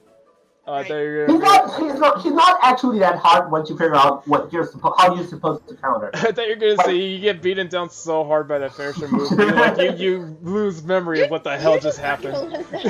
You're not gonna let that go, I swear. Nope. Yeah. If I had to say, out of all these fights, probably the worst one by far is Vanitas after the first part. Yeah. Like probably if you have enough damage, you're gonna have a better. Because I was low level, so I had to like endure the fights, and usually some of these second parts of the fights are just hell, you know. Yeah, I bet. I stopped fighting him after death. But yeah, if I had to say which ones are the more fun fights, let me think. It would probably have to be Marluxia fight is really fun. Even if I said all the weird things like flowers and stuff, it's really fun. It's unique. Yeah. The Shion fight is so fun also. Like once you figure out how to dodge her, you feel like a god in that fight. Honestly, for me, so far with all the fights I've played, like the ones I find fun, the more fun playing are the Zigbar one. I don't know, I just like the whole idea of it being a gun duel. And what was the other one? Honestly, Syx, once you figure him out, he's actually not that bad. Yeah. He's pretty okay. So that's all the ones I've played, because I haven't even beaten 5, so. Random question. What Keyblade did you guys use for these fights? I just use Ultima and just Ultima. I'm using a combination of Ultima and Oblivion. Oh, okay. Because I'm honest, I haven't really tested this out because I know like normally Ultima is technically the better Keyblade because it has all the boost abilities put into it, so it always does more damage. But I swear I'm pretty sure that double form is a lot better. Double form is probably better. Yeah. If you have like if you're smart about your uptime with it, because you have to transform to get to that. Yeah.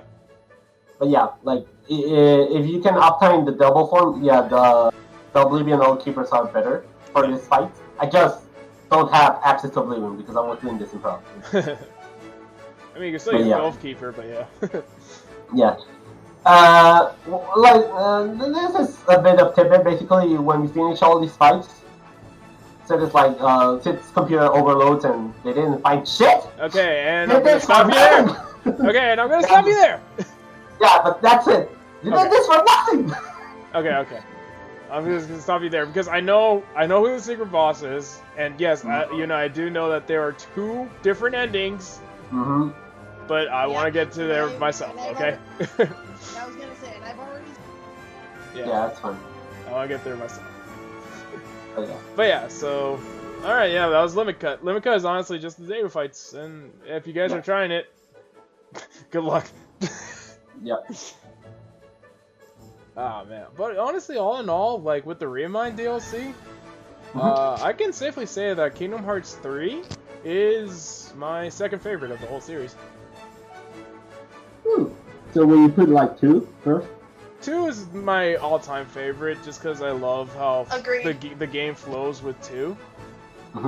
But the 3, I love a lot of the stuff that they added in with 3, and now with the DLC and all the updated stuff, it's a lot more fun too. Like I like 3. Kingdom Hearts 3 was already in my top 3 of the series.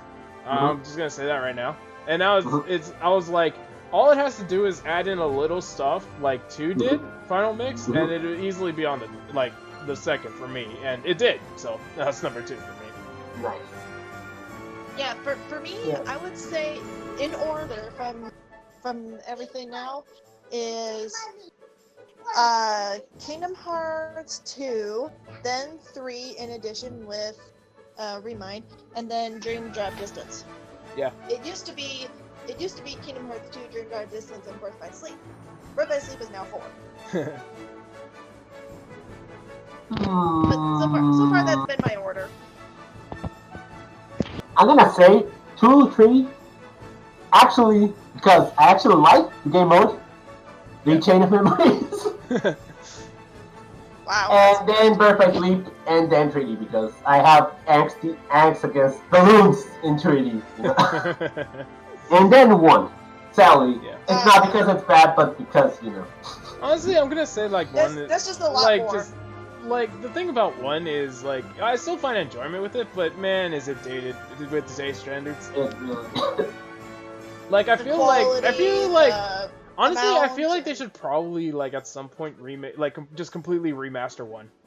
Like remake it and have some mechanics from like all the current gen games. Like if they remake 1 with the Kingdom Hearts 3 engine, I think that would be really cool. And it's not that difficult, you know? Yeah. So it would be like Kingdom Hearts 1.9? Got it. I guess. 1.8? I don't know what points we're at now, so yeah, I guess one of those. Well, because they've already have the Kingdom Hearts 1.5, 2.5. Yeah.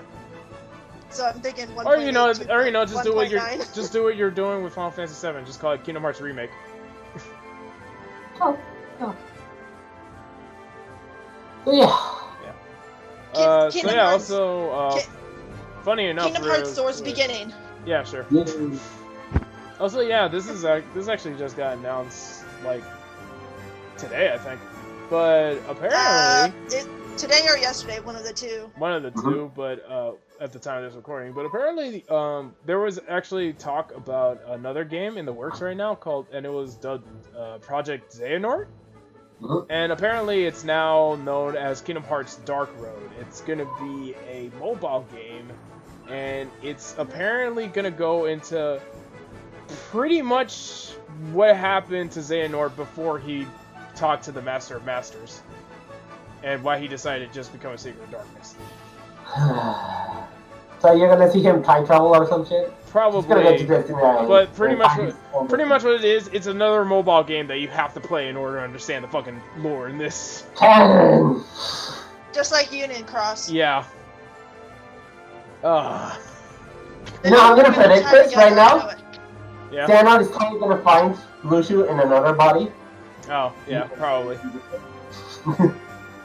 So we know. So here's some theory talk. We know who Lucio is now. Yeah, or maybe. We pretty much know who Lucio is. I have my theories, but yeah, go ahead. Okay, but do we have any theory of Master of Masters? Okay, so that's where my theory comes in. All right. Is it the Demix theory? No. It's not the. I know why people say it's the Demix theory, but no, it's not the. To me, it's not the Demix theory. Okay, so I feel like I've said this before, but my theory is, the Master of Masters is Xigbar. Okay. And my other theory is the one who's Lucio is actually Luxord. Oh. Okay, wait. You actually lost me.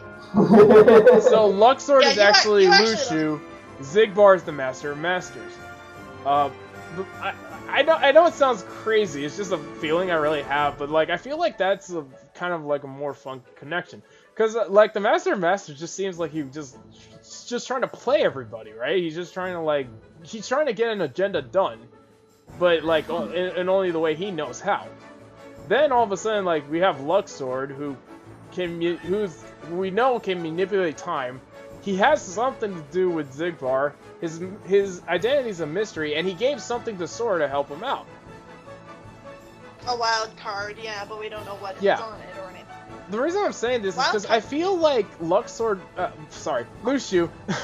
was doing his job, but then at some point he probably like figured out that something weird and kind of bad was happening. So he like decided to like I think his mission was to hide the box. That was his only mission, and to, have the Keyblade. So I think at some point when he hit the box, he probably figured something out, and he's just like, maybe I shouldn't be doing this. And the Master's like, shit, my plans is going messed up. I think I should probably be even more convoluted and tell people that I'm Lushu now. So he takes the Keyblade back and he just assumes Lushu's name for a while.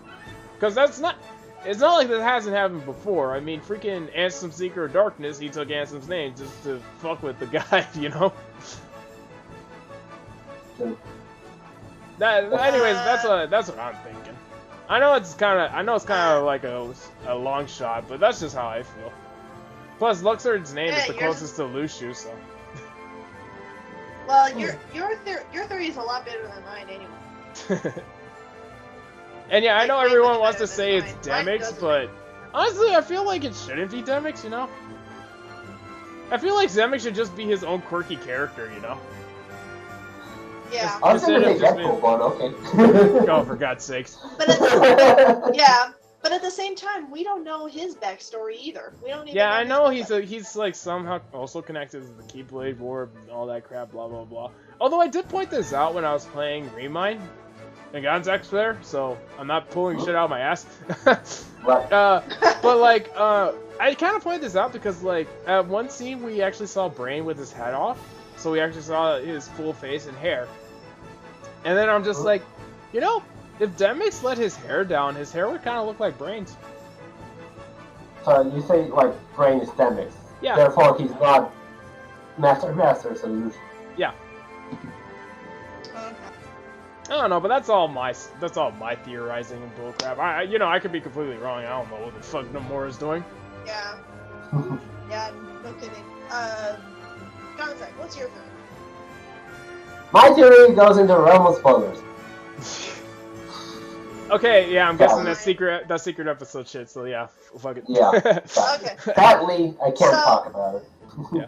Okay, so I won't even try to explain my theory because it sounds really bizarre in a lot of different ways, but I'll just say it anyway. I think that the Master of Masters is a completely younger version of Gonzak. I mean, he was a Keyblade user. He was a Keyblade user. We don't know much about him. The only thing that we know is that he trained and was one of the greatest magicians way back when. However, because he is a Keyblade user, we still don't know much of his story. And he's only been there through the beginning. We haven't seen him after since. So he could try to help the light in order to keep his evil schemes, whatever he's doing as Master of Masters, back in time. In check. Can you feel that? Huh? Can you feel it? Okay, was that for you or was that for me? I don't know. I don't know. Was that for you or for me? I don't know. I just felt like I needed a distraction. Anyway. Oh my gosh. But yeah, so that's my theory. But like I said, it's so bizarre that it should pretty much not happen at all. Yeah. And I don't know. I mean, those three were together. Xehanort, Ericus, and Jensen were there before. Yeah. I think they grew up. So I don't know. Maybe. Yeah. But everyone thinks, oh no, it can't be Jensen. No way. Hello, his name is Disney spelled backwards. I mean, I also heard that theory that it could be Sora from another timeline or dimension. Yeah, I like that one too. Yeah, that's what another people say too. Like, the Master of Masters is future Sora before he was even for another blah blah blah time. Yeah. Blah blah blah. Or like your thought, Gonzak, the secret episode ending. Yeah. Who knows? Yeah. Who knows? Exactly, Ariana. Who knows? No. We're gonna have to figure that out with future. We might get some more answers with the new mobile game coming out, I guess. That's true. Yeah. That's Also, possible. I want to ask: when is Union Cross supposed to end? I heard that it was gonna soon, right? Actually, let me check it out. Update: Kingdom Hearts Union Cross story update brings 2 new cutscenes directly following the events of the last story update. So in other words, yes, it is coming to ending soon. Yeah, it looks like it's coming to an end soon. And also, Union Cross added a fucking Wreck-It Ralph world? What? I'm actually not kidding about Sorry, that. excuse the volume, I apologize. But still, what? Yeah, the latest update is pretty much a Wreck-It Ralph world. Union Cross, Wreck-It Ralph. Oh my gosh, you gotta be kidding. I'm so like I am so far behind that it's not even funny. Like I'm considered a beginner rookie. I don't even play Union Cross. Okay, so I understand. Yeah, it is. I stopped playing Unicross after they added all that new mumbo jumbo stuff of the ones where you could evolve the Keyblades and everything after that. Yeah, I lost track after that. I got so confused that I just stopped. Yep. Oh, wait. If Wreck-It Ralph isn't, like, the world is canonical in Kingdom Hearts, that means Sonic and the others are canonical as video games. Yeah. That's it. Hold on here. So is that why Sonic? So is that why the idea of Sonic being Kingdom Hearts true? Oh. I mean, at the very least, as a game, he will exist, you know? Yeah. Damn it! I don't know how I feel about that. Now we're gonna have Sonic pulling a 2006 with Kyrie, and it's gonna be No! Damn it! Listen. It's gonna be similar to how they would do Sonic X, the TV series. No. I mean, that's better. Yes, No. that's how it's gonna be. That's how it's gonna be. You know, those And two options are those two options are either taking a bath in a freaking vat of acid or taking a bath in lava. Either option is gonna be terrible. Well, the thing is that Charlie looks like Sora, or Sora would look like Charlie. So? Like, Or that doesn't make me happy, though. the kid in the Sonic X series. Yeah, the one nobody likes. Yeah, that's Sora replacement. So, like, with Christopher Robin, you know? No. Oh yeah, Christopher is his name, not Charlie. It's Christopher. Sorry. Wait, it's also Christopher? Yeah, his name's also Christopher. His name. So Sora always replaces the Christophers of Kingdom Hearts? Sure, let's go with that. Yeah, so Sonic will be in Kingdom Hearts, or Sora will visit Sonic World. Whatever. Anyway. Okay. Oh god, my brain. You know what? All I'm gonna say is Remind's great. Get the game. Yes. Fight, play it, suffer through the boss fights. Or don't. Somebody could be playing on easy mode. You don't know. Oh yeah, no joke. If you just want to see the story, you can just activate easy mode, easy codes, and just one-shot the data bosses with one hit, because, you know, that's a thing you can actually do. Yeah, if you just want to see the story. Yeah, if you just want to see the story, you can do that. That's the only time that I'll ever spoof. Yeah. I don't ever spoof often, but that's the only time I would. That's all I'm gonna say about this. Actually, I have one complaint. Okay. Just one complaint. That sadly, the DLC doesn't give you any new Keyblades. You know? I wish, like, maybe after all the data fights, you could X-Blade or something like that. I mean, I would complain, but we did get Oathkeeper and Oblivion for free. I know, but free, you know, it's not. Yeah. And, you know, I still want to use the X-Blade! I guess, but honestly, I'm content with what I got, honestly. Yeah, the only thing is that I kind of wished we had more time playing as Ventus, Terra, and Axe. That's. Really I feel like at some point we're gonna get a game where it's more focused on them. Okay. But yeah, until then. What? Damn, I'm good! Can you feel that? Huh? Can you feel it? Catch you guys later. Everyone.